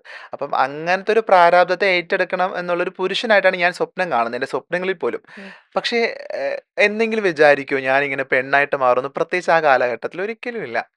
കാരണം ഒരു പെൺകുട്ടി ആകാൻ പറ്റും എന്നുള്ളത് ഞാൻ മനസ്സിലാക്കുന്നത് തന്നെ പെൺകുട്ടി ആകുന്നതിന് ഒരു 1 2 വർഷം മുന്നെയാണ്. അപ്പൊ ആ ഒരു 16ാമത്തെ വയസ്സ് വരെ എനിക്ക് വലിയ ഒരു സ്വപ്നം എന്നുള്ളത് വിവാഹത്തെ പറ്റിയും ജോലിയെ പറ്റിയും സാമ്പത്തികമായിട്ടുള്ള വീട്ടിലെ ബുദ്ധിമുട്ട് മാറ്റി കൊടുക്കുന്നതിനെ പറ്റിയും ഒരു മുസ്ലിം ഫാമിലി ഉണ്ടാകുന്ന, ഞാൻ ഭയങ്കര ഓർത്തഡോക്സ് ഫാമിലിക്കകത്താണ്. എനിക്ക് ഭയങ്കര ഇഷ്ടമാണ് കേട്ടോ. അത് ഇപ്പോഴും സ്റ്റിൽ അത് ഫോളോ ചെയ്യുന്നതിന് ഭയങ്കര ഇഷ്ടമാണ്. അപ്പം നിസ്കരിക്കാൻ പോകണം, പള്ളിയിൽ പോകണം, ജുമയ്ക്ക് പോകണം, ഖുറാൻ ഓതണം. പിന്നെ പറയാൻ പറ്റുമോ എന്നറിയില്ല, ഞാൻ എൻ്റെ വീട്ടുകാർ സ്വപ്നം കണ്ടത് ഒരിക്കലും സാധിച്ചു കൊടുക്കാൻ പറ്റാത്തൊരു മകനാണ് ഞാൻ. അത് ഭയങ്കര സങ്കടമുണ്ട്. അവർക്കൊരു എന്നെ ഒരു ഉസ്താദൊക്കെ ആക്കണമെന്നൊക്കെ ഭയങ്കര ആഗ്രഹം ഉണ്ടായിരുന്നു. ആഹ് എനിക്കും ഭയങ്കര ആഗ്രഹം ഉണ്ടായിരുന്നു കേട്ടോ. അത് കുട്ടിക്കാലത്ത് നമ്മളതിനായിട്ടുള്ള ദർസിലൊക്കെ പോയി പഠിക്കണം എന്നൊക്കെ സ്വപ്നം കണ്ടിട്ടുണ്ട്. പക്ഷേ എന്തോ അതൊന്നും എനിക്കിപ്പോഴും സങ്കടം എന്നുള്ളത്, ഇപ്പോഴും അവർ ആഗ്രഹിക്കുന്ന ഒരു കാര്യം ചെയ്തു കൊടുക്കാൻ പറ്റാത്തൊരു ഭാഗ്യമില്ലാത്ത ഒരാളായിപ്പോയി എന്നുള്ളതാണ്. കാരണം ഒരു മിനിമം ഒരു വീട്ടുകാർ ആഗ്രഹിക്കുന്നതിലേക്ക് എത്തിക്കാൻ നമുക്ക് പലപ്പോഴും പലർക്കും എന്തെങ്കിലുമൊക്കെ സാധിക്കാറുണ്ട്. എനിക്കാണ് അങ്ങനെ ഒട്ടും പറ്റാത്ത ഒരാളാണ്. കാരണം അവർ വിചാരിക്കുന്നത് എന്താണ്, അവരുടെ ഒരു പാരമ്പര്യം ഫോളോ ചെയ്യുന്ന ഇങ്ങനെ ഒരു മകനാണ്. ഉം. അപ്പൊ അവരുടെ ഒരു പാരമ്പര്യം എന്നൊക്കെ അവർ സ്വപ്നം കാണുന്നത്. അത് പൊളിറ്റിക്കലി തെറ്റാണെങ്കിൽ പോലും അവരുടെ സ്വപ്നങ്ങളിൽ എൻ്റെ ഒരു ശേഷം വരുന്നൊരു തലമുറയല്ലേ അവരുടെ പാരമ്പര്യം എന്നുള്ളത്. അത് മെയിൻറ്റെയിൻ ചെയ്യാൻ എനിക്ക് പറ്റിയില്ല. അവരിഷ്ടപ്പെടുന്ന കണക്കൊരു ജോലി മീൻസ് ചെയ്യാൻ പറ്റുന്ന ഒരു ആളായിട്ട് മാറിയില്ല. അതൊരു നല്ല മകനാകണമെന്നൊക്കെ അവരാഗ്രഹിച്ചത് അവർക്ക് ആയിക്കൊടുക്കാൻ പറ്റിയില്ല എന്നുള്ളതാ. പക്ഷേ ഈ കുഞ്ഞു കുട്ടിയായിരിക്കുന്ന ആളുടെ അടുത്ത് 5ാം ക്ലാസ്സിൽ പഠിക്കുമ്പോൾ ഫ്രണ്ട്സിന് എന്തൊക്കെയോ മാറ്റങ്ങൾ തോന്നി. അവര് ഇങ്ങനെയൊക്കെ പറഞ്ഞു കഴിഞ്ഞാലും, ഈ നജീബ് എന്ന് പറഞ്ഞ പയ്യൻ ഫ്രണ്ട്ഷിപ്പ് ഉണ്ടാക്കുമ്പോൾ ഗേൾസിലേക്ക് കൂടുതൽ ഫ്രണ്ട്ഷിപ്പ് ഉണ്ടാക്കാൻ പോവുക. അല്ലെങ്കിൽ ബോയ്സിന്റെ കൂടെ ഇരിക്കുമ്പം എന്തെങ്കിലും ഒരു അൺകംഫർട്ടബിൾ. അൺകംഫർട്ടബിൾ അങ്ങനെയൊക്കെ തോന്നിയിരുന്നോ? പിന്നെ സത്യം പറഞ്ഞാൽ ഈ എപ്പോഴും കൂട്ടുകൂടാൻ ആഗ്രഹിച്ചിരുന്നത് പെൺകുട്ടികളുടെ കൂടെയായിരുന്നു. എനിക്ക് മിക്സഡ് സ്കൂളിലാണോ പഠിച്ചത്? പഠിച്ചത്. മിക്സഡ് സ്കൂളിൽ പഠിച്ചു എന്നുള്ളതാണ് ഒരു പൊടി എത്രയോ ശതമാനം ഒരു ആശ്വാസം എന്നുള്ളത്. മിക്സഡ് സ്കൂളിൽ പഠിച്ചു. അവിടെ പെൺകുട്ടികളെ ഇങ്ങനെ കാണാനും സംസാരിക്കാനൊക്കെ പറ്റുന്ന ഒരു അവസരം ഉണ്ടല്ലോ എന്നുള്ളത്. പക്ഷേ അവരും ഭയങ്കര അൺകംഫർട്ടബിൾ ആവുമല്ലോ. കാരണം ഞാൻ ആൺകുട്ടിയല്ലേ. അതെ. അപ്പൊ ഞാൻ ആൺകുട്ടികളുടെ അടുത്ത് നിന്ന് പെട്ടെന്ന് അവരുടെ അടുത്തേക്ക് പോകുമ്പോൾ അവർക്കൊരു ബുദ്ധിമുട്ടുണ്ടാവുക. ആൺകുട്ടികളാണെങ്കിൽ പ്രത്യേകിച്ച് ആ ഒരു കാലഘട്ടത്തിലൊക്കെ തന്നെ ഭയങ്കര ടോക്സിക് ആയിട്ടുള്ള ആൾക്കാരാ ചുറ്റും വരുന്നത്. കാരണം അവരാക്രമിക്കാൻ നോക്കും. എൻ്റെ വസ്ത്രം മീൻസ് ഉടുപ്പൊക്കെ വലിച്ച് കീറി നോക്കിയിട്ടൊക്കെ ഉണ്ട്. ആണോ? ആ പിന്നെ ഈ ഞാനിത് പ്രായത്തിലെ കുട്ടികളോ? ആ ഞാനിത് 8ൽ പഠിക്കുമ്പോൾ എനിക്കൊരു അനുഭവമുണ്ട് അങ്ങനെ. ഞാൻ പറഞ്ഞിട്ടുമുണ്ട്. 8ാം ക്ലാസ്സിൽ പഠിക്കുന്ന സമയത്തായിരുന്നു ഞാൻ എന്താണാണോ പെണ്ണാണോ നോക്കാൻ വേണ്ടി ക്ലാസ്സിലെ സഹപാഠികളൊക്കെ എൻ്റെ ഡ്രസ്സൊക്കെ വലിച്ച് കീറി നോക്കിയിട്ടൊക്കെ ഉണ്ടായിരുന്നു. അപ്പൊ അത് വലിയൊരു എന്താ പറയട്ട് ട്രോമയെന്നൊന്നും ഞാൻ പറയില്ല. കാരണം അതിനൊക്കെ അതിജീവിച്ച് എത്തിയല്ലോ. ഇനിയിപ്പോ ട്രോമ എന്ന് പറഞ്ഞാ ഭയങ്കര കൊറച്ചിലായി പോവും അത്. ബുദ്ധിമുട്ടായിരുന്നു. അത് ചിന്തിക്കുമ്പോ ഒരു ബുദ്ധിമുട്ട്. അപ്പോഴാണോ ശരിക്കും വീട്ടുകാരിലേക്ക് ഇതിന്റെ ഒരു തീവ്രത ഇല്ല. എത്തുന്നത്? ഞാനത് അപ്പോഴും എത്തിച്ചിട്ടില്ല. അപ്പൊ സ്കൂളിന്ന് ടീച്ചേഴ്സും പറഞ്ഞിട്ടില്ലേ? ടീച്ചേഴ്സിനോട് പലപ്പോഴും പരാതി പറയാറുണ്ട്. ഞാനെപ്പോഴും ഒരു പരാതി ബുക്കായിരുന്നു അവരുടെ. ആ. അവർക്കത് ഭയങ്കര ബുദ്ധിമുട്ടാ. കാരണം ഈ ടീച്ചേഴ്സിന്റെ അടുത്ത് സ്ഥിരം പരാതി പറയാൻ പോകുന്ന ഒരു കുട്ടിയെ സംബന്ധിച്ച് എന്റെ ഭാഗത്തല്ലേ തെറ്റുണ്ടാവാന്ന് അവര് ചിന്തിക്കും. കാരണം നീ ആണുങ്ങളെ പോലെ നടക്കുന്നു പറയും അവര്. കാരണം അവർക്ക് അതിനെപ്പറ്റിയുള്ള അറിവില്ല. ഞാൻ ആരെയും കുറ്റപ്പെടുത്തില്ല കേട്ടോ. ഞാൻ സീരിയസ്ലി സ്റ്റിൽ ഞാൻ എന്നെ ഉപദ്രവിച്ച ഒരു മനുഷ്യനെയും നിങ്ങൾ എന്നെ പണ്ട് ഉപദ്രവിച്ചില്ലേ എന്ന് പറഞ്ഞ് അവരെ ഒരിടത്തും കൊണ്ട് നാണം കെടുത്താനോ അല്ല അവരോട് തന്നെ പേഴ്സണലി ചോദിക്കാനോ ഞാൻ പോയിട്ടില്ല. കാരണം അത് അവരുടെ പ്രശ്നമായിരുന്നില്ല. കാരണം അവർക്ക് അറിവില്ല അതിനെപ്പറ്റി. അധ്യാപകർക്ക് അതിനെപ്പറ്റി അറിവില്ല. കൂടെ പഠിച്ച സഹപാഠികൾക്ക് അതിനെപ്പറ്റിയുള്ള അറിവില്ല. മ അങ്ങനെ സൊസൈറ്റിക്ക് തന്നെ ഒട്ടും അറിവില്ലാത്തൊരു കാലത്താണ് ഇതിനെപ്പറ്റി ഞാൻ ഉം. സംസാരിക്കുന്നത്. ഇനിയിപ്പം നമുക്ക് വേണേ പറയാം. എനിക്കിനി ഉം. ഒരു ബുദ്ധിമുട്ടുണ്ടാകുമ്പം നിങ്ങൾക്ക് ഇത്രയൊക്കെ അറിഞ്ഞിട്ടാണോ ഇതൊക്കെ ചെയ്യുന്നതെന്ന് ചോദിക്കാം. പക്ഷേ ഇനി ആ കാലഘട്ടത്തിൽ ചോദിക്കുക എന്നുള്ളത് പ്രസക്തമല്ല എന്നുള്ളതാ. അമ്മയായിട്ട് അറ്റാച്ച്ഡ് ആയിരുന്നോ? ഓ പിന്നെ. അപ്പം രാത്രിക്ക് ഉറങ്ങുമ്പോഴായിക്കോട്ടെ അത് അമ്മ. ഉമ്മ എപ്പോഴും പറയും. ആ. എനിക്കെന്ത് പ്രശ്നമുണ്ട് ഉമ്മ ഞാൻ ഇടയ്ക്ക് പറയാറുണ്ട് ഉമ്മാൻ്റെ അടുത്ത് അന്ന്. ആ. അപ്പൊ ഉമ്മ അന്ന് വിചാരിക്കണ എന്താ ഉമ്മ ഇതൊന്നും ചിന്തിക്കുന്നില്ലല്ലോ. അപ്പൊ വേറെ എന്തെങ്കിലും ഹെൽത്ത് വൈസ് ഇഷ്യൂ ആയിരിക്കാം. അപ്പൊ ഉമ്മയുടെ ഒരു സ്വപ്നം ഉമ്മ പിന്നെ ഡിപ്പെൻഡഡ് ആണല്ലോ അതെ. വാപ്പയായിട്ട്. എന്നാലും ഉമ്മയുടെ അടുത്ത് അമ്മ എന്റെ ഇങ്ങനെ സ്കൂളിൽ ഇങ്ങനെ ഉണ്ടായി. ഇല്ല അല്ലെങ്കിൽ ഞാൻ എനിക്ക് പറഞ്ഞിട്ടില്ല. ഇങ്ങനെ തോന്നുന്നു അമ്മ. ഞാൻ എനിക്ക് എന്താ. എപ്പോഴും വിചാരിക്കുന്നത് ഞാൻ എൻ്റെ ഒരു വിഷമങ്ങളും വീട്ടിൽ ഇന്നും അറിയിക്കാത്ത ഒരാളാ. ഒരു എക്സാമ്പിളാണ് ഞാൻ പറയാം. ഞാൻ ഇന്ന് നമ്മൾ ട്രെയിൻ ടിക്കറ്റ് എടുത്തിട്ടല്ലല്ലോ യാത്ര ചെയ്യാൻ പലപ്പോഴും പോകുന്നത്. അവിടെ പോയിട്ട് ടിടിയെ കാണുന്നു, കരഞ്ഞ് കാല് പിടിക്കുന്നു, ടിക്കറ്റ് കൺവേർട്ട് ചെയ്യാനല്ലേ നോക്കാം. അപ്പോൾ ഉമ്മ എപ്പോഴും എനിക്ക് ബാഗൊക്കെ പാക്ക് ചെയ്തെന്ന് പരിപാടികൾക്കൊക്കെ പറഞ്ഞു വിടുന്ന സമയത്ത് ഞാൻ അവിടെ പോയി ടിക്കറ്റ് എടുക്കും എന്നുള്ളൊരു പ്രതീക്ഷയുണ്ട്. അപ്പോൾ ഉമ്മ കൃത്യസമയത്ത് ഞാൻ ട്രെയിനിൽ എത്തുമ്പോൾ വിളിക്കും. സീറ്റ് കിട്ടിയോ നജി എന്ന് ചോദിച്ചിട്ട്. അപ്പോൾ ഞാൻ കള്ളം പറയും സീറ്റ് കിട്ടി. ഞാൻ കിട്ടിയിട്ടുണ്ടാവില്ല അപ്പോൾ. ഞാനപ്പോൾ അതിന്റെ പിറകിലെ ഓട്ടത്തിലായിരിക്കും. പക്ഷെ നമ്മള് എന്തോ ആൺമക്കൾ അങ്ങനെയാണെന്ന് എനിക്ക് തോന്നിയിട്ടുണ്ട്. പെൺമക്കൾ പിന്നെയും തുറന്നു പറയും. "ഇല്ല അമ്മ കിട്ടിയിട്ടില്ല ശ്രമിക്കാന്ന്" പറയും. പക്ഷെ നമ്മൾ ആൺകുട്ടികളൊന്നും ഒരിക്കലും ഞാൻ ആ കാര്യത്തിൽ ആൺകുട്ടിയാട്ടോ. കിട്ടീന്ന് പറയും. അവരെ സമാധാനിപ്പിക്കും. ഇപ്പോൾ രാവിലെ വിളിച്ച ഫസ്റ്റ് കോൾ ചോദിക്കും "കഴിച്ചോന്ന്?" ഞാൻ ചിലപ്പോൾ കഴിച്ചിട്ടുണ്ടാവില്ല. ഞാൻ പറയും "കഴിച്ചു." അപ്പോൾ ഉമ്മ ചോദിക്കും "എന്താ കഴിച്ചേ?" ഞാൻ പറയും "ഞാൻ ചോറ് കഴിച്ചു." അങ്ങനെ നമ്മളെന്താ കള്ളം പറയും? നമ്മളെന്തുകൊണ്ടാ കള്ളം പറയണേ? അവരെ സമാധാനിപ്പിക്കുക എന്നുള്ളതല്ലേ. പ്രത്യേകിച്ച് അമ്മമാരോട്. അമ്മമാരിപ്പോൾ എന്ത് ചോദിച്ചെന്ന് പറഞ്ഞാലും ഇപ്പം എന്ത് ബുദ്ധിമുട്ടുണ്ടെന്ന് പറഞ്ഞാലും അവരത് പറഞ്ഞ് വിഷമിപ്പിക്കാൻ നമ്മള് ശ്രമിക്കാറില്ല. ഇത് എനിക്ക് തോന്നുന്നു ഒരു ആൺകുട്ടിയുടെ ക്വാളിറ്റി ആണെന്ന് തോന്നിയിട്ടുണ്ട്. പലപ്പോഴും പെൺകുട്ടികളുടെ കാര്യത്തിൽ അവർ തുറന്നു പറയും. "ഇല്ല അമ്മ കഴിച്ചിട്ടില്ല, കഴിക്കാൻ പോവാണ്" എന്നൊക്കെ അവർ ആ ബുദ്ധിമുട്ടൊക്കെ പറയും കൃത്യമായിട്ട്. പക്ഷെ നമ്മള് പറയില്ല. മനസ്സിൽ ഒതുക്കും ഒതുക്കും. എല്ലാം. അതത്രേ ഉള്ളൂ. ഇപ്പോഴും സ്റ്റിൽ ഞാനങ്ങനെ എന്ത് പ്രശ്നമുണ്ടെങ്കിലും അവിടേക്ക് ആദ്യം പറയാന്ന് നമ്മളെപ്പോഴും പലരും ഈ ഇൻസ്റ്റയിലൊക്കെ പറഞ്ഞു കേട്ടിട്ടുണ്ട്. നമുക്ക് എല്ലാം തുറന്നു പറയാൻ പറ്റുന്ന ആൾക്കാര് എനിക്ക് തോന്നുന്നില്ല അങ്ങനെ ഒരാളുണ്ടെന്ന്. കാരണം നമ്മള് ആരടുത്താ അങ്ങനെ എല്ലാം തുറന്നു പറയാൻ പറ്റുന്നത്? ഉം. നമ്മളെ വീട്ടുകാരോട് നമ്മളെല്ലാം തുറന്നു പറയാൻ സാധ്യതയില്ല. നമ്മളെ പാർട്ണറോട് നമ്മള് തുറന്നു പറയാൻ സാധ്യതയില്ല.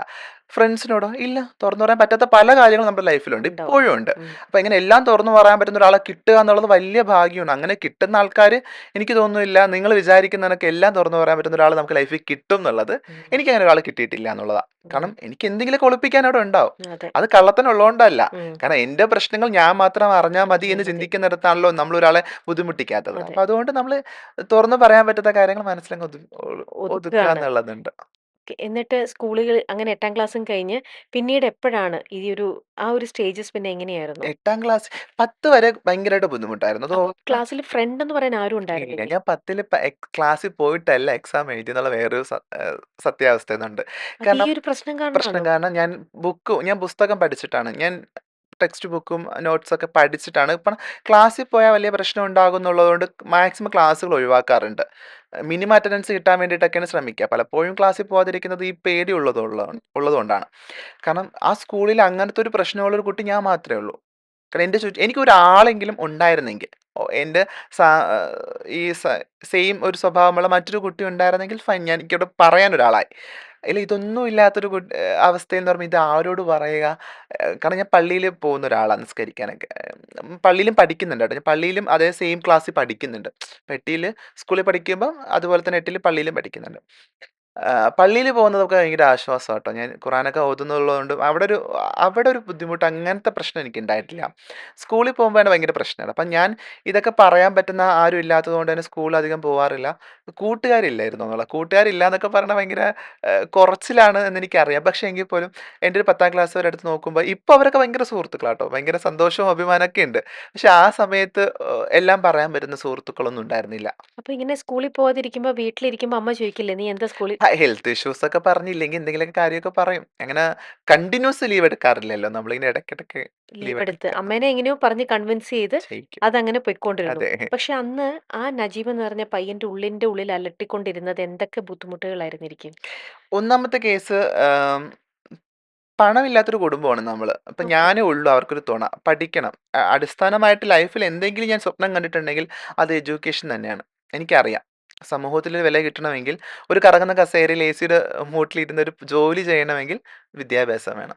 അപ്പൊ എന്റെ മനസ്സിൽ സ്വപ്നം എന്നുള്ളത് ഭാവിയിൽ എപ്പോഴെങ്കിലും വിദേശത്ത് പോയി പണിയെടുക്കണം എന്നുള്ളതാണ്. കാരണം ദുബായ് ഒക്കെ ആയിരിക്കുമല്ലോ നമ്മൾ അന്നത്തെ സ്വപ്നം ഉം. എന്നുള്ളത്. അപ്പൊ അവിടെ പോയി പണിയെടുക്കണമെങ്കിൽ മിനിമം ഒരു ഡിഗ്രി ഉണ്ടാവണം. അപ്പൊ ഡിഗ്രി വരെ എത്തുക. ഉം. എങ്ങനെയെങ്കിലും കഷ്ടപ്പെട്ടെങ്കിലും ഡിഗ്രി വരെ എത്തുക എന്നുള്ളതായിരുന്നു ലൈഫിൽ അന്നത്തെ ഒരു സ്വപ്നം എന്നുള്ളത്. അപ്പൊ അതുകൊണ്ട് വീട്ടുകാരൊന്നും ഞാൻ ഇന്നേ എൻ്റെ വാപ്പ ഇടയ്ക്ക് ഒരു ഇന്റർവ്യൂ പറയുന്നുണ്ട്. ഞാൻ ഇന്നേ വരെ വാശി പിടിച്ചിട്ടില്ല. എനിക്ക് അത് വേണമെന്നോ ഇത് വേണമെന്നോ ഞാൻ പറഞ്ഞിട്ടില്ല. എൻ്റെ കൂടെ പഠിക്കുന്നവരൊക്കെ ഏതെങ്കിലും തരത്തിലൊക്കെ എന്തെങ്കിലുമൊക്കെ എനിക്ക് തോന്നുന്നു പിന്നെയും സാമ്പത്തികമായിട്ട് ഞാൻ പ്രിവിലേജ്ഡ് ആയിരുന്നെങ്കിൽ എനിക്ക് ഇത്ര ബുദ്ധിമുട്ടുണ്ടാവില്ല എന്ന് തോന്നിയിട്ടുണ്ട്. ഓക്കെ. അങ്ങനെയുണ്ട് കേട്ടോ. നമ്മളീ പഠിക്കുന്ന സമയത്ത് പൈസ ഉള്ളൊരു കുട്ടിയാണെങ്കിൽ കുറച്ച് വലിയ പ്രശ്നങ്ങളൊന്നും ഉണ്ടാവില്ല. അവരെ ഡിപ്പെൻഡ് ചെയ്യൂല ആൾക്കാര്. എനിക്കങ്ങനെ അതിനൊരു ഓപ്ഷൻ പോലും ഇല്ലാത്തോണ്ട് ഉം. ഒന്നിനോടും വാശി പിടിക്കാത്തൊരു സാധാരണ ഒരു കുട്ടിയായിരുന്നു. പക്ഷെ സ്കൂളിലൊക്കെ എന്ത് പറയട്ടെ ഓർക്കാൻ നല്ല ഓർമ്മകൾ വളരെ കുറവാ. പഠിക്കാൻ എങ്ങനെയുണ്ടായിരുന്നു നജീബ്? ആഹ് പഠിക്കാൻ കഴിവുണ്ടായിരുന്നു. പക്ഷെ അത് ആ കഴിവിനെ പ്രോത്സാഹിപ്പിക്കാൻ ആൾക്കാരുണ്ടായിരുന്നില്ല എന്നുള്ളതാ. അപ്പൊ എക്സാം ഒക്കെ എഴുതി എക്സാമൊക്കെ എഴുതി നല്ല പ- മാർക്കോട് കൂടി പിന്നെ ആ, പാസ്സായി. പ്ലസ് ടു കൊമേഴ്സ് ആയിരുന്നു. ഉം. നല്ല മാർക്കോട് കൂടി തന്നെ പ്ലസ് ടുവിലൊക്കെ എത്തിയപ്പോൾ നമ്മൾ അഭിനയിക്കാൻ തുടങ്ങും കേട്ടോ. അത് എന്തോ എനിക്ക് മാത്രമല്ല പൊതുവെ എല്ലാവർക്കും പറ്റുന്നൊരു കാര്യമാണ്. കാരണം 10 വരെ നമ്മൾ കളിയാക്കൽ കേൾക്കുമ്പോൾ നമുക്ക് എന്തൊരു കുഴപ്പമുണ്ടെന്ന് നമ്മൾ മനസ്സിലാക്കും. അവ നീ എന്തിനാ ആണുങ്ങളെ പോലെ നടക്കാതിരിക്കുന്നത്? നീ എന്താ ആണുങ്ങളെ പോലെ സംസാരിക്കാത്തത്? നീ എന്താ പെണ്ണിനെ പ്രേമിക്കാത്തതെന്നൊക്കെ ചോദിക്കും. അപ്പോൾ ഇതൊക്കെ ചെയ്താൽ ഞാൻ നല്ല കുട്ടിയാവും. ഇല്ലെങ്കിൽ ആൺകുട്ടിയാവും. അപ്പോൾ ഞാൻ ഇതൊക്കെ ചെയ്യാൻ തുടങ്ങി. ഞാൻ ഭയങ്കര ആണാണെന്ന് കാണിക്കാൻ തുടങ്ങി. ആണുങ്ങളെ പോലെ സംസാരിക്കുക. അഭിനയിക്കും നമ്മൾ. പക്ഷെ ഓക്കെ. ഏതെങ്കിലും ഒരു പോയിന്റിലൊക്കെ അത് വീക്ക് ആവാറുണ്ട്. അപ്പോൾ അങ്ങനെ അഭിനയിച്ച് അഭിനയിച്ച് പ്ലസ് ടു ഒക്കെ ആയപ്പോൾ കുറച്ചും കൂടി ആ ചീത്തപ്പേരൊക്കെ മാറി കിട്ടി. ഡിഗ്രി ആയപ്പോൾ കുറച്ചും കൂടി ഒരു ലെവലിലേക്ക് എത്തി. ഞാൻ ഡിഗ്രി ജേർണലിസം ആയിരുന്നു. ഉം. അപ്പൊ അവിടേക്കൊന്നും വലിയ പ്രശ്നമൊന്നുമില്ല. കാരണം ജേർണലിസം ഒക്കെ ആകുമ്പോഴത്തേക്ക് കോളേജൊക്കെ ആകുമ്പോൾ കുറച്ച് ലിബറൽ ചിന്താഗതിയൊക്കെ ഉള്ള കുട്ടികളായിരുന്നു. അവിടെ വലിയ കാരണം അവിടെ അവര് ഇപ്പോഴും ഷോക്കിംഗ് ആണ് അവര്. ഞാനിങ്ങനെ ആയോ എന്നൊക്കെ. കാരണം എന്താ അവരുടെ മുന്നിൽ കാണുന്ന നജീബ് ഒരിക്കലും ഇങ്ങനെ ആകാത്ത ഒരാളെ ലെവലിലേക്ക് എത്തി. അതെ. പക്ഷെ അതിന് മുമ്പ് ഒരു നജീബ് ഉണ്ടായിരുന്നു എന്നും അത് എവിടെയൊക്കെയോ ഒളിപ്പിച്ചിരിക്കുകയാണ്. ഇല്ലെങ്കിൽ തനിച്ചിരിക്കുമ്പോൾ മാത്രമാണ് അത് പുറത്ത് വരണേ എന്നുള്ളതൊക്കെ അവർക്കറിയില്ലല്ലോ. അപ്പൊ ഇപ്പോഴും സ്റ്റിൽ എന്നെ അളിയാന്ന് വിളിക്കുന്ന സുഹൃത്തുക്കൾ എനിക്കുണ്ട്. എനിക്കതിലൊന്നും ഒരു കുറ്റബോധവും ഇല്ല കേട്ടോ. കാരണം അവരെന്തുകൊണ്ട് വിളിക്കുന്നത്? കാരണം അവർക്ക് ഒരിക്കലും ഇപ്പോഴും ഇതിനെ മാറ്റാൻ ഉൾക്കൊള്ളാൻ പറ്റില്ല. ഉം. പക്ഷെ അവര് അക്സെപ്റ്റ് ഒക്കെ ചെയ്യുന്നുണ്ട്. അതിന് പ്രശ്നമൊന്നുമില്ല. കാരണം സപ്പോർട്ടൊക്കെ ചെയ്തിരുന്നു ഉം. അന്ന് കമ്മോട്ട് നടത്തിയ സമയത്ത്. ഉം. അപ്പൊ ഈ ഒരു ആൺകുട്ടികൾക്ക് ഒരു പ്രായത്തില് ശബ്ദം മാറുമല്ലോ. ഉം. ആ ഒരു ചേഞ്ചും അമ്മ അമ്മ ശ്രദ്ധിക്കായിക്കോട്ടെ, അതോ അത് നാച്ചുറലി സംഭവിച്ചിരുന്നോ? എൻ്റെ അടുത്ത് പണ്ട് ഉസ്താദ് ഖുർആൻ ഓതുന്ന സമയത്ത് പറയും. നജീബിന്റെ വോയിസ് ഭയങ്കര ഫെമിനിൻ പെണ്ണുങ്ങളുടെ പോലത്തെ വോയിസാ. പക്ഷെ ഖുർആൻ ഓതുന്നത് കേൾക്കാൻ ഭയങ്കര രസാന്ന്. പക്ഷെ എന്തുകൊണ്ടോ അത് 18 അത് കുറച്ച് കഴിഞ്ഞപ്പോ അത് മാറി. ആൺകുട്ടികളെ പോലത്തെ വോയിസായി മാറി എന്നുള്ളതാ. ഞാൻ എന്താ ആഗ്രഹിക്കുന്നത് പണ്ടത്തെ ആ പെൺകുട്ടികളെ പോലത്തെ ഭയങ്കര ഒരു ആ. താഴ്ന്ന ശബ്ദം മതിയായിരുന്നു. പക്ഷെ ഇപ്പൊ കുറച്ചും കൂടി ബാസുള്ള വോയിസിലേക്ക് എത്തി. കാരണം ഈ മാറ്റങ്ങളൊക്കെ ഫിസിക്കലി സംഭവിക്കും കേട്ടോ. എനിക്ക് മീശയും താടി വരുന്ന ഒരു കാലഘട്ടമൊക്കെ തന്നെയാണ്. കാരണം അതെ, അതെ. എനിക്കങ്ങനെ ഇൻബോൺ ആയിട്ട് ഒരു ട്രാൻസിന് അങ്ങനെ ഇൻബോൺ ആയിട്ട് ഭയങ്കര വ്യത്യാസം ചേഞ്ചസ് ഒന്നും ഉണ്ടാവില്ല. ഇപ്പം എന്നെ കണ്ടു കഴിഞ്ഞാൽ ഒരു ആൺകുട്ടി തന്നെയാണ്. പക്ഷെ എൻ്റെ ഒരു സ്വഭാവത്തിൽ സംസാരിക്കുമ്പോഴാണ് ആ ഒരു ഫെമിനിൻ മാറ്റം രീതി ഉണ്ടാവുക. മനസ്സിലാക്കാൻ ഉം. പറ്റുന്നത്. ഓക്കെ. അത് കഴിഞ്ഞിട്ട് പിന്നെ കോളേജ് കംപ്ലീറ്റ് ചെയ്തോ? കോളേജ് സെക്കൻഡ് ഇയർ പഠിക്കുമ്പോഴാണ് കമൗട്ട് ചെയ്യുന്നത്. കമൗട്ട് എന്ന് പറയുമ്പോൾ തുറന്നു പറയുന്നത്. ഞാൻ ട്രാൻസ്ജെൻഡർ ആണ്. കാരണം അതിന് 2 വർഷം മുമ്പ് തന്നെ സോഷ്യൽ മീഡിയയിലേക്കൊക്കെ അത്യാവശ്യം ഇത് എന്താണെന്ന് തിരിച്ചറിയാനും എന്നെപ്പോലെ ഞാൻ മാത്രമല്ല എൻ്റെ ചുറ്റും ആളുകളുണ്ടെന്ന് മനസ്സിലാക്കാനൊക്കെ പറ്റി. അപ്പോൾ അങ്ങനെ മനസ്സിലാക്കിയപ്പം പിന്നീട് കമൗട്ട് ചെയ്ത് കമൗട്ടൊക്കെ എന്നുള്ളത് എനിക്കിപ്പോഴും ഞാൻ പറഞ്ഞില്ലേ ഞാൻ ആരും കുറ്റപ്പെടുത്തില്ല. കാരണം എൻ്റെ വീട്ടുകാരോട് എനിക്ക് തുറന്നു പറഞ്ഞത് അത്രയും ചിന്താശേഷിയുള്ള മനുഷ്യരൊന്നുമല്ല അവര്. അവരൊരു സൊസൈറ്റിയുടെ ഭാഗമായിട്ട് മതത്തിൻ്റെ ഭാഗമായിട്ട് അവരൊക്കെ ചിന്തിക്കുന്ന ആൾക്കാരാ. അപ്പൊ അവർക്കത് ഭയങ്കര ബുദ്ധിമുട്ടാവുകയും ഞാൻ അവരാരെയും ബുദ്ധിമുട്ടിക്കാതെ അവിടുന്ന് ജസ്റ്റ് മാറി നിൽക്കുകയും ചെയ്ത ഒരാളാണ്. മാറി നിന്നതല്ല, അവർക്കത് ബുദ്ധിമുട്ടാന്ന് മനസ്സിലായപ്പം അവർക്ക് ഉൾക്കൊള്ളാൻ പറ്റില്ല. അങ്ങനെയാണെങ്കിൽ പൊക്കോളൂ എന്ന് പറഞ്ഞപ്പോൾ ഞാൻ അവിടുന്ന് പോയി. ആരോടാ ആദ്യം പറഞ്ഞത് ജീവിതത്തില്? അയ്യോ! അത് അങ്ങനത്തെ വല്ലാത്തൊരു ചോദ്യാ. എനിക്ക് ഓർമ്മയില്ല ഞാൻ ആരോടായിരിക്കും ആദ്യം പറഞ്ഞിട്ടുണ്ടാവാന്ന്. ഓർമ്മയില്ല? ഇല്ല. ഞാൻ വീട്ടുകാരോടൊന്നും അല്ല പറഞ്ഞത്. വീട്ടുകാര് അറിയുകയാ ചെയ്തത്. പലരും പറഞ്ഞിട്ടാ അറിഞ്ഞത് അവര്. ഞാൻ ഓർക്കുന്നേ ഇല്ല. അതാരാ? പക്ഷേ ആ പ്രായത്തിലെ കുട്ടിക്ക് അന്നത്തെ കാലത്തും സോഷ്യൽ മീഡിയയൊന്നും ഇത്രയും ഇതൊന്നും അല്ല. അല്ലല്ലോ. ആൾക്കാര് ട്രാൻസ്ജെൻഡർ ആവുന്നു, ഇങ്ങനെ അത് ഇത് കുറ്റമായിട്ടാണ് കാണുന്നതൊക്കെ. കാണുന്നതും അത് തന്നെയും അത്രയും ആരും ഒന്നും പറഞ്ഞു പോലും കേട്ടിട്ടില്ല.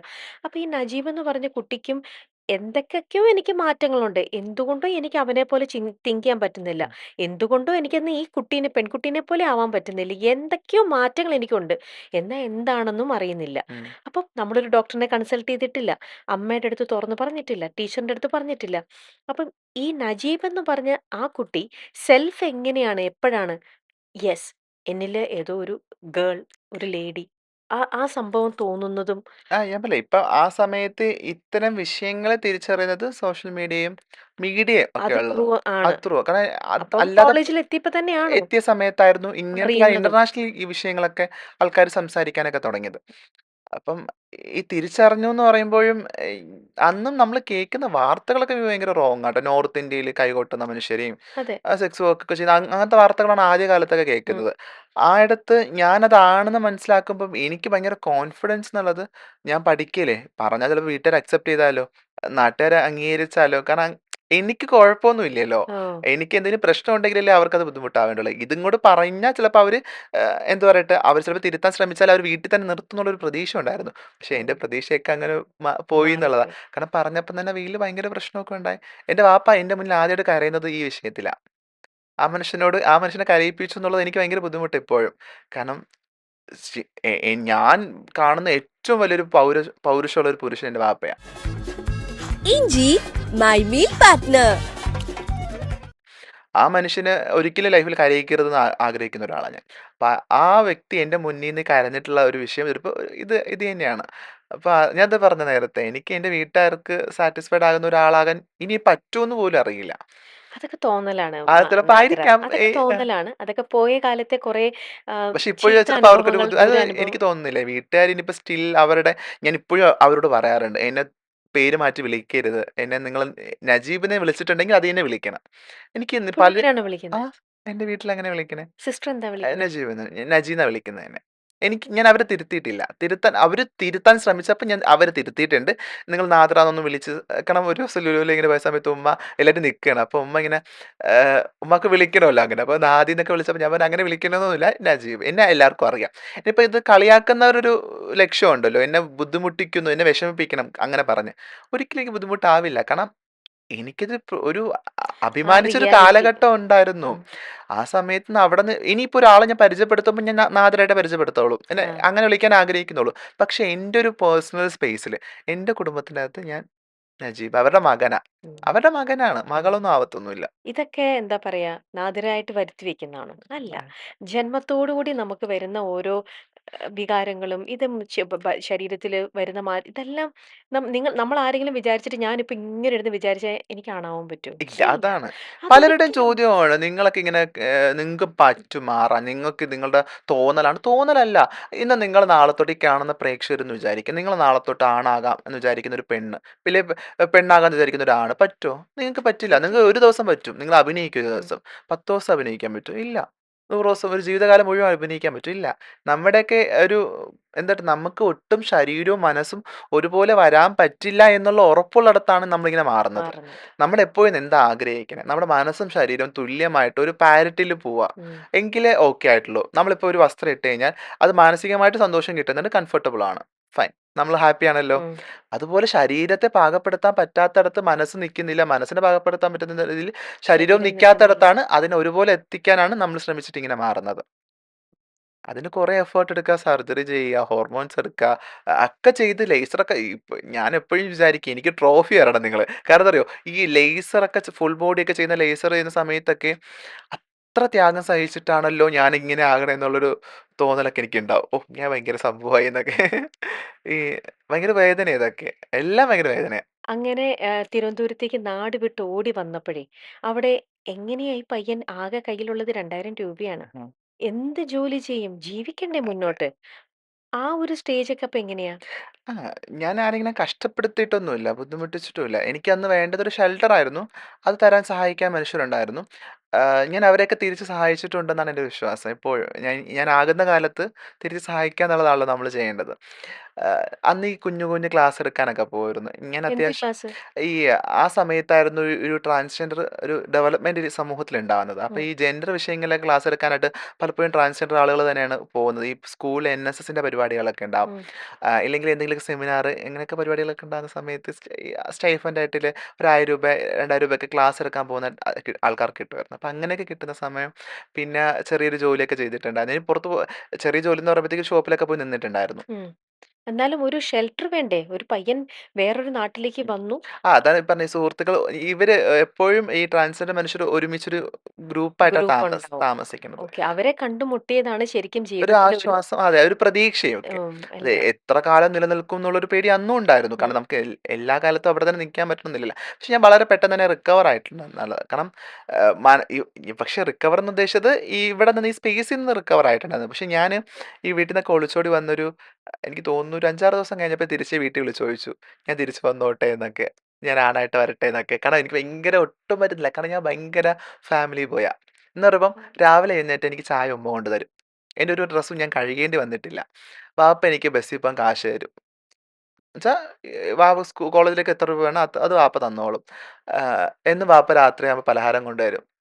ഇതൊക്കെ എന്നെ സംബന്ധിച്ച് വലിയ സന്തോഷമല്ലേ. ഇതിൽ കൂടുതൽ എന്താ എനിക്ക് കിട്ടേണ്ട ആ സമയത്ത്?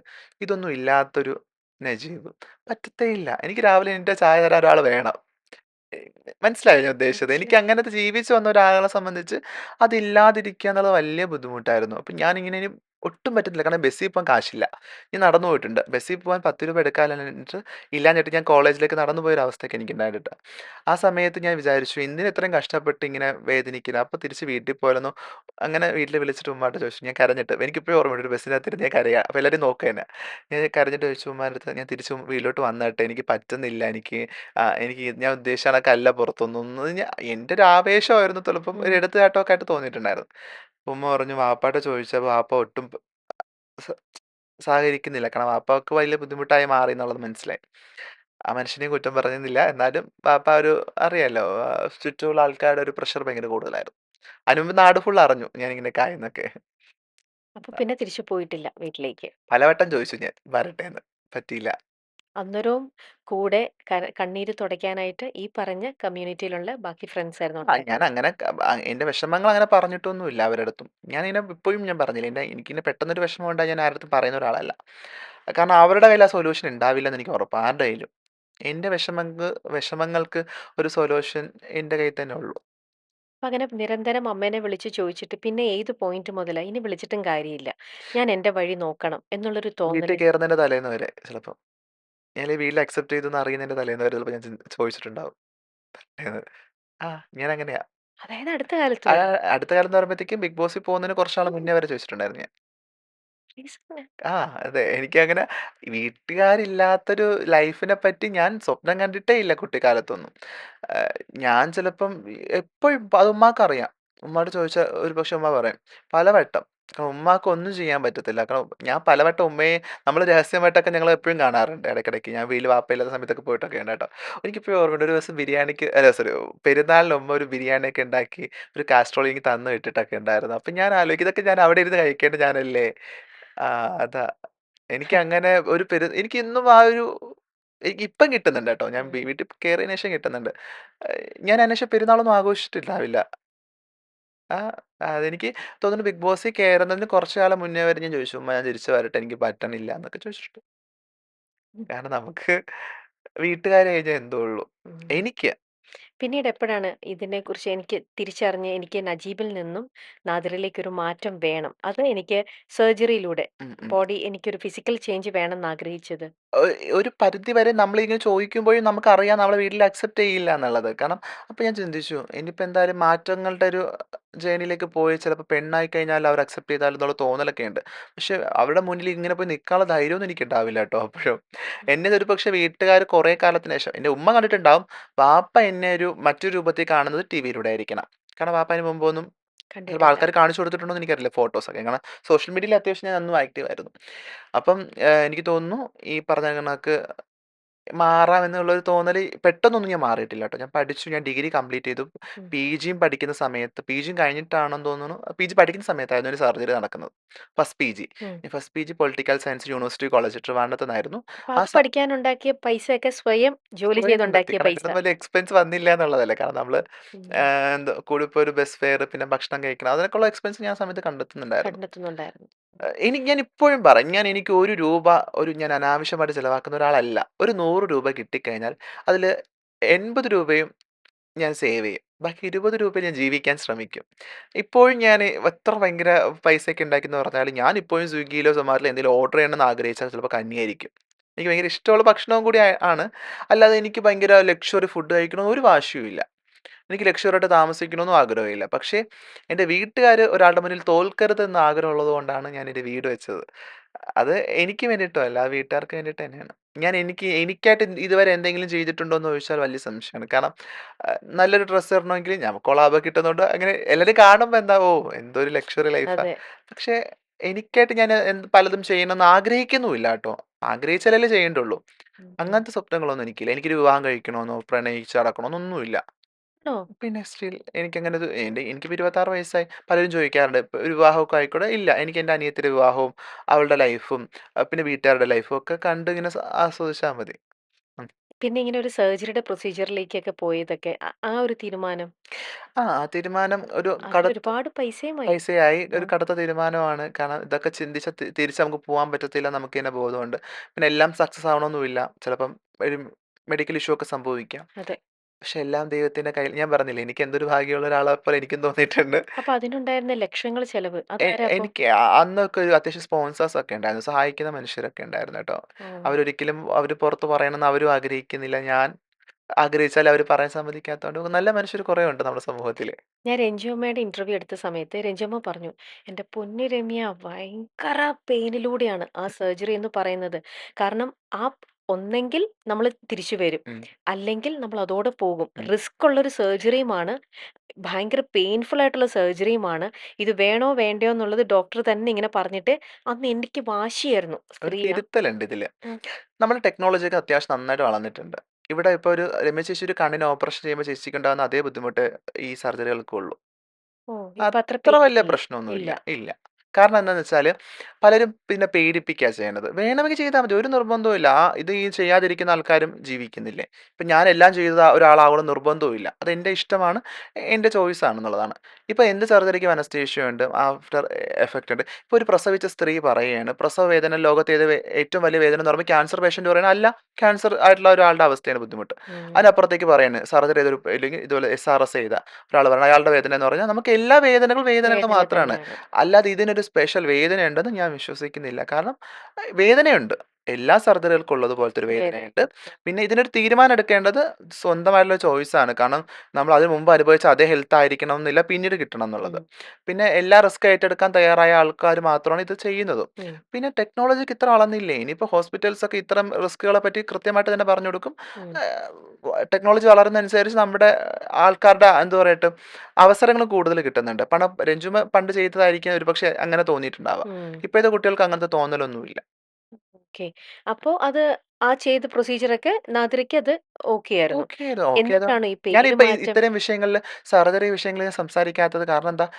ഇത് എന്റെ ആവശ്യമായിരുന്നു. നാട്ടുകാരുടെ ആവശ്യമല്ലല്ലോ. ഉം. എന്റെ ആവശ്യമാകുമ്പോ ഞാനത് സഹിച്ചല്ലേ പറ്റൂ. ഉം. ഞാനെല്ലാം അറിഞ്ഞിട്ടല്ലേ പോയി ചെയ്യണ്ടാവാ. ഓക്കെ. അതുകൊണ്ടാ. അപ്പൊ ഈ പേര് മാറ്റുന്നതോ? പേരൊക്കെ തുടക്കമേ മാറ്റി. കാരണം വീട്ടിന്ന് ഇറങ്ങുന്ന മുന്നേ തന്നെ പേരൊക്കെ ഉണ്ടായിരുന്നു എന്നുള്ളതാ. എനിക്ക് പേരിടുന്നത് സൂര്യാമ്മയാ. ആണോ? അതെ, അതെ. സൂര്യാമ്മയാണ് നാദിറാന്ന് പേര് വിളിക്കുന്നത് ഉം. ആദ്യായിട്ട്. ഭയങ്കര സന്തോഷം കേട്ടോ. സൂര്യാമ്മ അങ്ങനെ ഒരു പേരിട്ടത്. ഞങ്ങൾക്കിടയിൽ ഒരു ആത്മബന്ധം ഇപ്പോഴും ഉണ്ട്. അപ്പൊ ഒഫീഷ്യലി പേര് നജീബിൽ നിന്നും നാദിറയിലേക്ക് ഒഫീഷ്യലി റെക്കോർഡിക്കലി മാറ്റിയതൊക്കെ അതും പിന്നീടായിരുന്നു. ഇല്ല, അല്ല പിന്നീടാ. അതിൽ നമുക്ക് ഞാൻ ഡിഗ്രിയൊക്കെ പഠിച്ച് തീർത്ത് പിജിയും പഠിച്ച് കഴിഞ്ഞതിന് ശേഷം പിജി പഠിക്കുമ്പോൾ എങ്ങാണ്ടാണെന്ന് തോന്നുന്നു. ഞാൻ എല്ലാ റെക്കോർഡിക്കലും മാറ്റി. എൻ്റെ എല്ലാ സർട്ടിഫിക്കറ്റ്സിലും ഓ, ഞാൻ നാദിറ മെഹറിന. നാദിറയായി ഉം. പിന്നീട്. ഓക്കെ. പിന്നെ ഈ ലേസർ ചെയ്ത മുമ്പേ പറഞ്ഞു ലേസർ ഭയങ്കര പെയിൻഫുൾ ആയിട്ട്. അതിപ്പോ സ്റ്റിൽ ചെയ്യണം എന്നുള്ളതാ. അതാ അതിന്റെ പ്രശ്നം. ഞാൻ കുറച്ച് ദിവസം മുന്നേ ചെയ്തതേ ഉള്ളൂ. അപ്പൊ എത്ര ഫ്രീക്വൻസിയിൽ അത് ചെയ്തുകൊണ്ടിരിക്കുന്നത്? നമുക്ക് തോന്നും. നമുക്ക് ഹെയർ ഗ്രോത്ത് വരുന്നത് നമുക്ക് മനസ്സിലാവുന്നതനുസരിച്ച് നമുക്ക് ചെയ്യാം. പക്ഷെ ഇത് ഭയങ്കര പെയിനാ അത്. അതുമല്ല അതിപ്പോ എന്റെ ആവശ്യം ആയതുകൊണ്ട് എനിക്ക് ആരുടെ ബുദ്ധിമുട്ട് പറയാൻ പറ്റത്തില്ലല്ലോ. പക്ഷേ ഈ ലേസർ എന്നുള്ളത് എനിക്ക് മാത്രമല്ല ചേച്ചിയും ചെയ്യാം. സ്ത്രീകളും കൂടുതൽ ചെയ്യുന്ന സ്ത്രീകളായിരിക്കണം. ഉം. അപ്പൊ ഹെയറിന്റെ ഒരു തിക്നെസ് ഒക്കെ കട്ടിയൊക്കെ എന്റെ പ്രായം അതാണല്ലോ 26 വയസ്സെന്നൊക്കെ പറയുമ്പോഴത്തേക്ക് ആ ഒരു ഏജിന്റെ ഒരു ചുറുചുറുപ്പ് ഉണ്ടാവും. ഉം. അപ്പൊ അത് ഈ ലേസർ എനിക്ക് തോന്നുന്നു ഞാൻ 10, 20, 30 സിറ്റിംഗ് അടുപ്പിച്ച് ചെയ്ത് തുടങ്ങിയിട്ട്. അപ്പൊ അത്രയും ചെയ്തിട്ട് ഇപ്പൊ ഇത്രയും ഫുൾ ബോഡി ഒക്കെ ചെയ്ത് തീരുമ്പോൾ ആ ദിവസം ഭയങ്കര ഒരു സന്തോഷാ. സമാധാനത്തിൽ ഞാൻ കിടന്നുറങ്ങും. കാരണം ഇനി 2, 3 മാസം കഴിഞ്ഞ് മതി ഇത്. വേണമെങ്കിൽ മതി. അപ്പൊ ഉം. അത്രയും നാളെ ഇനി ചിന്തിക്കണ്ടല്ലോ എന്ന് വിചാരിക്കും. ഭയങ്കര ഒരു അഭിമാനം തോന്നും. വേറെ ഒരു കാര്യത്തിലും എനിക്ക് ഇത്ര തോന്നിയിട്ടുണ്ടാവില്ല കേട്ടോ. ഞാൻ ഇപ്പൊ എൻ്റെ ഫ്രണ്ട്സിനോട് പറയും. ഇതൊക്കെ ഈ ആ ലേസർ ചെയ്ത് തീർക്കുന്ന ദിവസം നമുക്ക് എന്തോ വലിയൊരു ട്രോഫി കിട്ടിയ പോലെ. ശരിക്കും എനിക്ക് തോന്നുന്നു ബിഗ് ബോസിന് ശേഷം ഇത്ര അധികം ലൈഫ് ആഘോഷിച്ച് കൊണ്ടാടിയ ആ. ലൈഫിലെ ഏറ്റവും കൂടുതൽ കളർഫുൾ ലൈഫിലേക്ക് വന്നത് ഒരുപക്ഷേ നാദിറയുടെ തന്നെയായിരിക്കാം. ആ, ചിലപ്പോ ആയിരിക്കാം. ചിലപ്പോ അല്ലാത്ത ആൾക്കാരൊക്കെ ഉണ്ട്. ചിലപ്പോ ഉണ്ടാവാം. എന്നെപ്പോലെ ഞാൻ കുറച്ചുകൂടി പ്രകടമായിട്ട് അത് കാണിക്കുന്നു, ജീവിക്കുന്നു എന്നുള്ളതാ. കാണിക്കുന്നു. കാണിക്കണംന്ന് വെച്ചാൽ എനിക്കിപ്പോ ഒരു ബിസിനസ് ഒക്കെ ഉണ്ട്. ഞാൻ പുറത്തൊന്നും പറഞ്ഞിട്ടില്ല. എനിക്കൊരു വരുമാനം ഉണ്ട് ഇപ്പം. ഓ! ആ, സാമ്പത്തിക വരുമാനം. കാരണം നമുക്ക് എല്ലാ കാലത്തും ഞാൻ നേരത്തെ പറഞ്ഞില്ലേ, എല്ലാ ഉം. കാലത്തും ഇൻഫ്ലുവൻസർ ആയിട്ട് മാത്രം നിൽക്കാൻ പറ്റില്ല. പറ്റില്ല. അപ്പം ഞാൻ സാമ്പത്തികമായിട്ടുള്ള മറ്റൊരു ഓപ്ഷൻ ഉണ്ട്. എനിക്ക് ഞാൻ പറഞ്ഞില്ലേ, വീട് വെക്കുന്നതിന് ലോൺ ഉണ്ടായിട്ടില്ല. അപ്പം അത് കഴിഞ്ഞ് ഞാൻ തളർന്നു പോയിട്ടില്ല. ഞാൻ അപ്പോഴും ജീവിക്കുന്നുണ്ട്. പക്ഷേ പലരുടെ ലൈഫ് നോക്കുമ്പോൾ അവരൊക്കെ പറയാറുണ്ട് ഭയങ്കര പ്രൗഡാണ്. കാരണം അവർക്കൊന്നും പറ്റിയിട്ടില്ല എന്ന് പലരും പറയുമ്പോൾ ഓ, ഞാൻ എന്തോ നേടിയെന്ന് തോന്നുന്നു. നേടി. എനിക്ക് ചെറുതായിട്ട് അവിടെ ഉണ്ടാവാറുണ്ട്. അഭിമാനിക്കാം അതെ. അവിടെയൊക്കെ. ആ, പക്ഷെ എപ്പോഴെങ്കിലും ഇങ്ങനെ ഒരു ട്രാൻസ്ജെൻഡർ ആയതിനു ശേഷം എവിടെന്നെങ്കിലും ആരുടെയെങ്കിലും ഒരു കളിയാക്കലോ അല്ലെങ്കിൽ ഒരു അവഗണനയോ റിജക്ഷനോ എന്തെങ്കിലും കാര്യത്തിൽ എപ്പോഴെങ്കിലുമൊക്കെ ഫീൽ ഉണ്ട്. സ്റ്റിൽ അത് ഉണ്ടാവാറുണ്ട്. കാരണം പലപ്പോഴും നമ്മുടെ ഏറ്റവും അടുത്ത സുഹൃത്തുക്കൾ സിനിമ എടുക്കാൻ പോകുമ്പോൾ നമ്മൾ ചാൻസ് ചോദിക്കൂലേ. ഉം. അപ്പം നമ്മൾ ചാൻസ് ചോദിക്കുമ്പോൾ അവരെപ്പോഴും പറയുന്ന മറുപടി, അയ്യോ നാദിറ ആയതുകൊണ്ട് അതൊരു ട്രാൻസ് പേഴ്സണും കൂടെ അല്ല. അപ്പം അങ്ങനത്തെ ഒരു കഥാപാത്രം ഒന്നും ഈ പടത്തിലില്ല. അങ്ങനത്തെ ഒരു കഥാപാത്രം നമ്മൾ എങ്ങനെ ഉണ്ടാവണേ? നിങ്ങൾ മരണമാസം ഒരു എക്സാമ്പിളായിട്ട് എടുക്കുക. ഞാനൊരു അംഗൻവാടി ടീച്ചറാണ്. അംഗൻവാടി ടീച്ചർ നാദിറ ആയതുകൊണ്ട് ട്രാൻസ്ജെൻഡർ ബ്രേക്കറ്റ് ചെയ്തിട്ടില്ല. അതിൻ്റെ ആവശ്യം വരുന്നില്ല. കാരണം സാധാരണ നിങ്ങളുടെ സൊസൈറ്റി കാണുന്ന ആളുകളല്ലേ ഞങ്ങളും. അഡ്വക്കേറ്റായിട്ടും വക്കീലായിട്ടും ക്രിമിനൽസ് ആയിട്ടും ഒക്കെ നമ്മളിവിടെ ഉണ്ട്. അപ്പം അങ്ങനെയുള്ള കഥാപാത്രങ്ങൾ തന്നാൽ മതി. എന്തിനാണ് ഈ ബ്രേക്കറ്റ് ചെയ്യണം എന്ന് വിചാരിക്കുന്നിടം അവിടെയല്ലേ നിങ്ങൾ തോറ്റുപോയത്. അപ്പം നിങ്ങൾ സിനിമ എടുക്കുന്ന സമയത്ത് ട്രാൻസ്ജെൻഡർ ആണെന്ന് വിചാരിക്കേണ്ട. സാധാരണ ഒരു വ്യക്തിക്ക് കൊടുക്കുന്ന റോള് മതി ഞങ്ങൾക്കും. ഉം. അപ്പം അത്തരത്തിൽ ചിന്തിക്കാൻ മാത്രം ലിബറൽ ചിന്താഗതിയൊന്നും നമ്മുടെ കൂടെ ഉള്ള മനുഷ്യർക്കില്ല. പ്രത്യേകിച്ച് ക്യൂർ പൊളിറ്റിക്സ് പറയുന്ന ആൾക്കാരുടെ സിനിമയിൽ ഒട്ടുമില്ല. മനസ്സിലായില്ലേ? ഈ ക്യൂർ പൊളിറ്റിക്സ് ഒക്കെ അവർ പറയും. പ്രൈഡിന്റെ മുന്നിൽ വന്ന് നിൽക്കാൻ അവർക്ക് ബുദ്ധിമുട്ടില്ല. പക്ഷെ അവരെടുക്കാൻ പോകുന്ന സിനിമയ്ക്കകത്ത് ഒരു ചായ കൊടുക്കാൻ പോലും ഒരാളുണ്ടാവില്ല എന്നുള്ളതാണ്. അവരുടെ പേടി അതാണ്. പിന്നെ ഈ പറഞ്ഞ കണക്ക് എനിക്കായതുകൊണ്ടാണെന്ന് അറിയില്ല. എനിക്കൊക്കെ ആകുമ്പോൾ കുറച്ചും കൂടെ കൂടുതൽ റോൾ വരണം. എന്തിന്? ഞാനൊക്കെ പടത്തിന്റെ ഭാഗമാകണം എന്ന് ആഗ്രഹിക്കുന്നുള്ളൂ. അല്ലാതെ ഉം. കുറേ റോള് വേണം, നടിയാവണമെന്ന് ഒരിക്കലും ചിന്തിക്കുന്ന ആഗ്രഹിക്കില്ല. പോലുമില്ല. അങ്ങനെ ആദ്യമായിട്ടൊരു സിനിമയിലേക്ക് ഒരു ചാൻസ് വന്ന കോൾ വന്നപ്പോഴേ ഞാൻ കള്ളം പറഞ്ഞിട്ട് അഭിനയിച്ചേ. എന്ത്? എന്റെ ഫസ്റ്റ് പടം ഞാൻ കള്ളം പറഞ്ഞ ഞാൻ ഫ്രീഡം ഫൈറ്റ് കുഞ്ഞിലായിരുന്നു. അത് ആന്തോളജി മൂവി ആയിരുന്നു. ആ. ജിയോ ബേബി സാറായിരുന്നു പ്രൊഡ്യൂസ് ചെയ്തത്. അപ്പൊ കുഞ്ഞിലായിരുന്നു അതിനകത്ത് ഡയറക്ട് ചെയ്തത്. ഞങ്ങളുടെ സൃന്ദായിരുന്നു ലീഡ് ചെയ്തത്. ആ. അപ്പൊ അതിന്റെ കാസ്റ്റിംഗ് കോളിൽ ഇങ്ങനെ ഇട്ടിരുന്നു, 30 വയസ്സ് തികഞ്ഞിരിക്കണം, കോഴിക്കോടൻ ഭാഷ അറിഞ്ഞിരിക്കണം. എനിക്കത് 19 വയസ്സ്. ആ. അന്നത് മെച്യൂരിറ്റി കാണിക്കാൻ ഞാൻ സാരി ഉടുത്ത് പോയത് എനിക്ക് ഇപ്പോഴും ഓർമ്മയുണ്ട്. അന്ന് 30 ഞാൻ പറഞ്ഞിട്ടില്ല അവിടെ പോയിട്ട്. എനിക്ക് 10-27 തോന്നിക്കണമെങ്കിൽ മിനിമം തോന്നിക്കണമല്ലോ. ആ. കോഴിക്കോട് ഭാഷ അറിഞ്ഞിരിക്കണം എന്നൊക്കെ പറയുമ്പോൾ കാസർഗോഡ് ഒരു ബന്ധം ഉണ്ടെന്നുള്ളതുകൊണ്ട് ആ. അവിടെ അതും പറഞ്ഞു. അങ്ങനെ ഈ 2 കള്ളവും പറഞ്ഞിട്ടാണ് ഞാൻ ആദ്യം അഭിനയിക്കണേ. എന്നിട്ട് അവരോട് എപ്പോഴെങ്കിലും സത്യം പറഞ്ഞോ? ഇല്ല.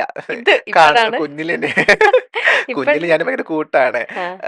എനിക്ക് തോന്നുന്നു ഇല്ല. അവർക്കറിയാൻ പറഞ്ഞിട്ടില്ല. ചിലപ്പോൾ അവർക്കറിയോന്നും അറിയില്ല. പക്ഷെ അവർക്കന്ന് ഓഡിഷൻ ചെയ്താണ് അവരെടുത്തത് തന്നെ. ഉം. അന്ന് കുറേ ഓഡിഷൻസിലും കുറേ പേര് പങ്കെടുത്തിരുന്നു. അപ്പൊ അങ്ങനെ സിനിമ മോഹം ഉള്ളിൽ ഉണ്ടായിരുന്നില്ലെങ്കിൽ പിന്നെ എന്തിനാണ് സിനിമയിലേക്ക് ആ, അവിടെ എത്തിയത്? പൈസ കിട്ടുമല്ലോ. അതായിരുന്നു അപ്പൊ മെയിൻ. ചാൻസ് കിട്ടുക എന്നുള്ളത്. ഈ സിനിമയുടെ പിറകെ നടന്ന ജീവിതം അങ്ങനെ പോയിട്ടില്ല. ഓക്കെ. നമുക്കൊരു കാസ്റ്റിംഗ് കോൾ ഉണ്ട്. അപ്പം ഒന്ന് അപ്ലൈ ചെയ്തേക്കാം, ഒന്ന് നോക്കിയേക്കാം, ഉം. അങ്ങനെ ഉള്ളൂ.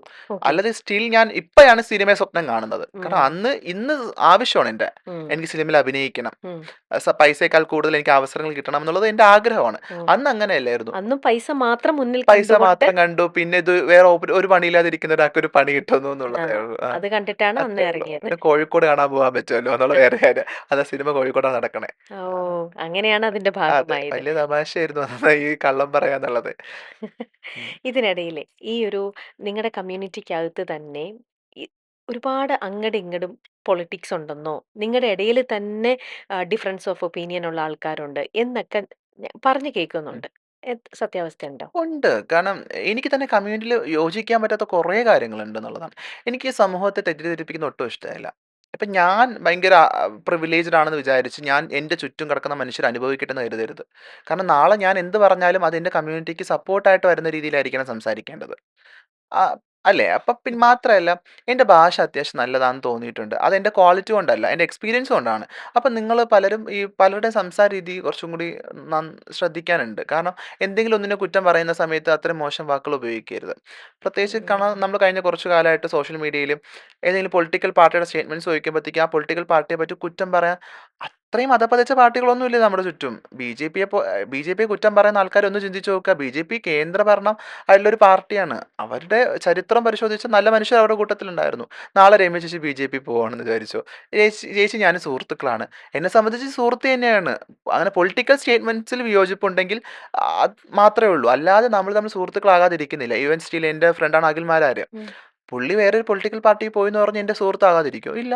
എനിക്ക് ബുദ്ധിമുട്ടിയ സമയത്ത് സഹായിച്ച ഒരാളാണ്. എൻ്റെ ബുദ്ധിമുട്ടുന്ന സമയത്ത് എൻ്റെ വിഷമം കേട്ട ഒരാളാണ്. എൻ്റെ വീടിൻ്റെ പാലുകാച്ചിൻ്റെ ഭാഗമായിട്ടൊക്കെ വന്നിട്ടുള്ള ആളാണ്. എൻ്റെ കാര്യങ്ങളിൽ നിന്നിട്ടുള്ള മനുഷ്യനാണ്. ആ മനുഷ്യനെ സംബന്ധിച്ച് പൊളിറ്റിക്കലി വിയോജിപ്പുണ്ടാവും. ഓക്കെ. അയാളുടെ സ്റ്റേറ്റ്മെന്റ്സിനോട് എനിക്ക് വിയോജിപ്പുണ്ട്. പക്ഷെ എന്നും പറഞ്ഞ് എനിക്ക് അങ്ങനെ അയാൾ മരിക്കണമെന്നോ ഇല്ല ആക്രമിക്കപ്പെടണമെന്നോ ഞാൻ ആഗ്രഹിക്കുന്നില്ല. അപ്പൊ ഈയിടെ നമ്മൾ കണ്ടതാണല്ലോ അതെ. അഖിലിന്റെ എഗെയിൻസ്റ്റ് എത്ര സ്റ്റേറ്റ്മെന്റ്. പേര് ഇതിങ്ങനെ വന്നു എന്നുള്ളത്.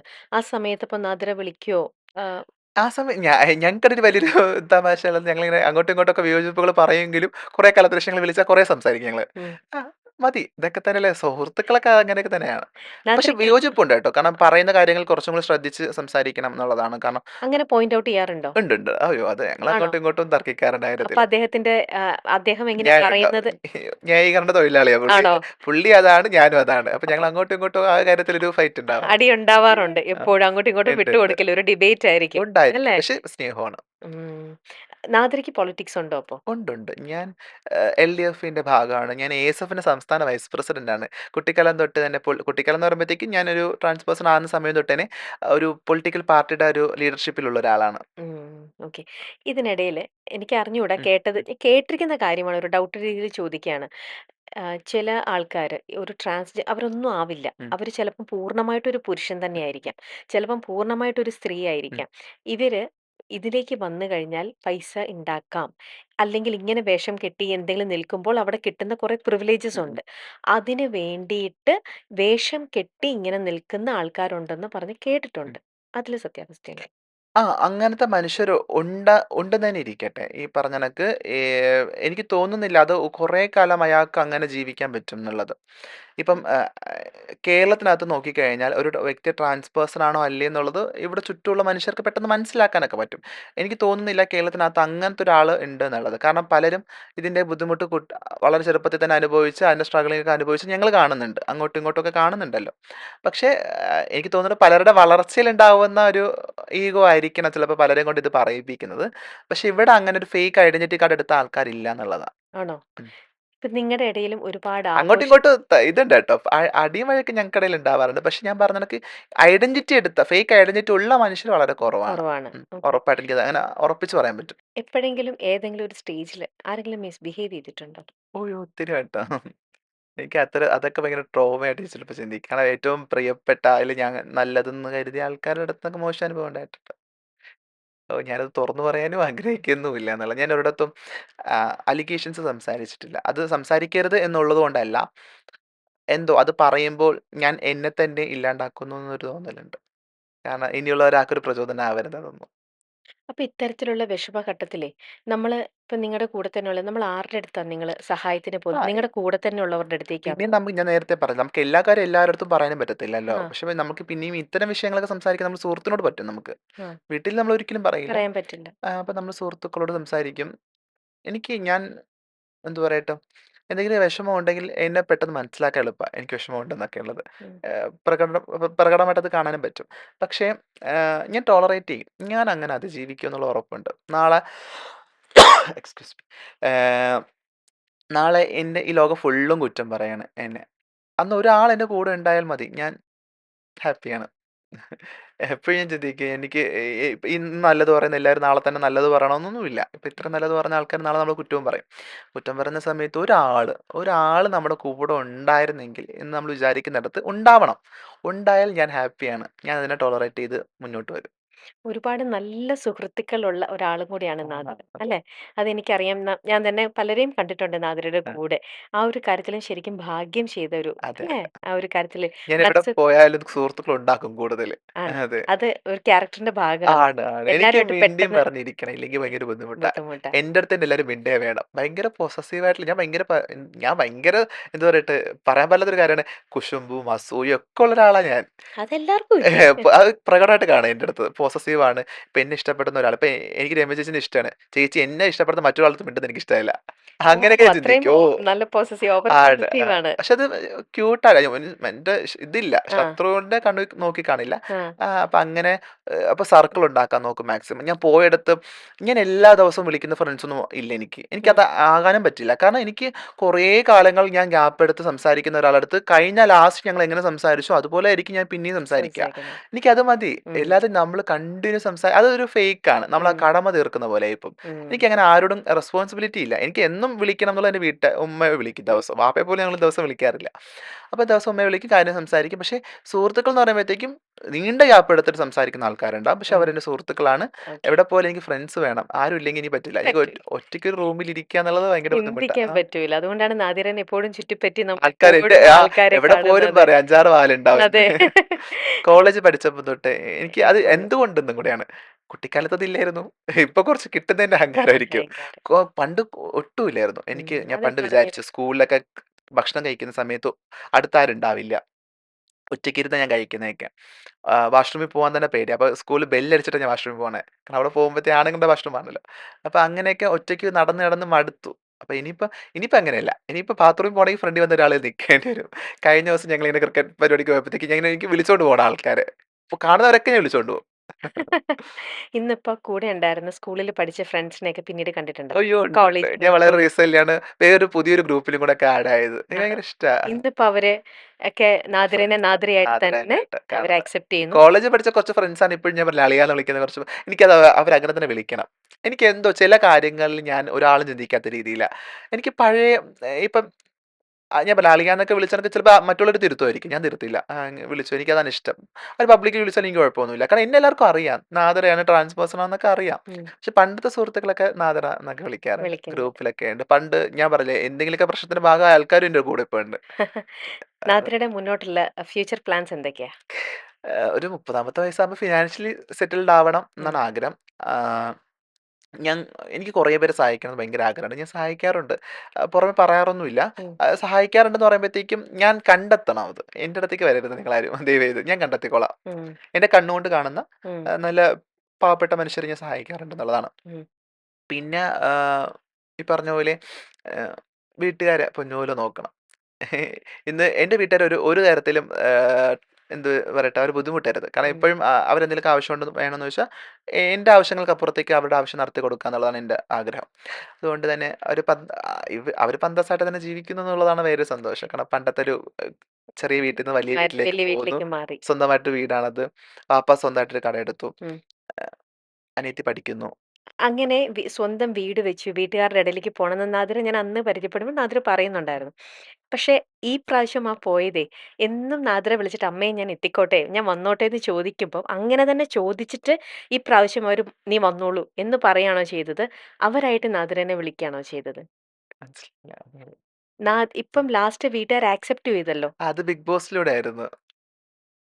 ബിഗ് ബോസില് വന്നതിന് ശേഷമാണ് വീട്ടിൽ അക്സെപ്റ്റ് ചെയ്യുന്നത്.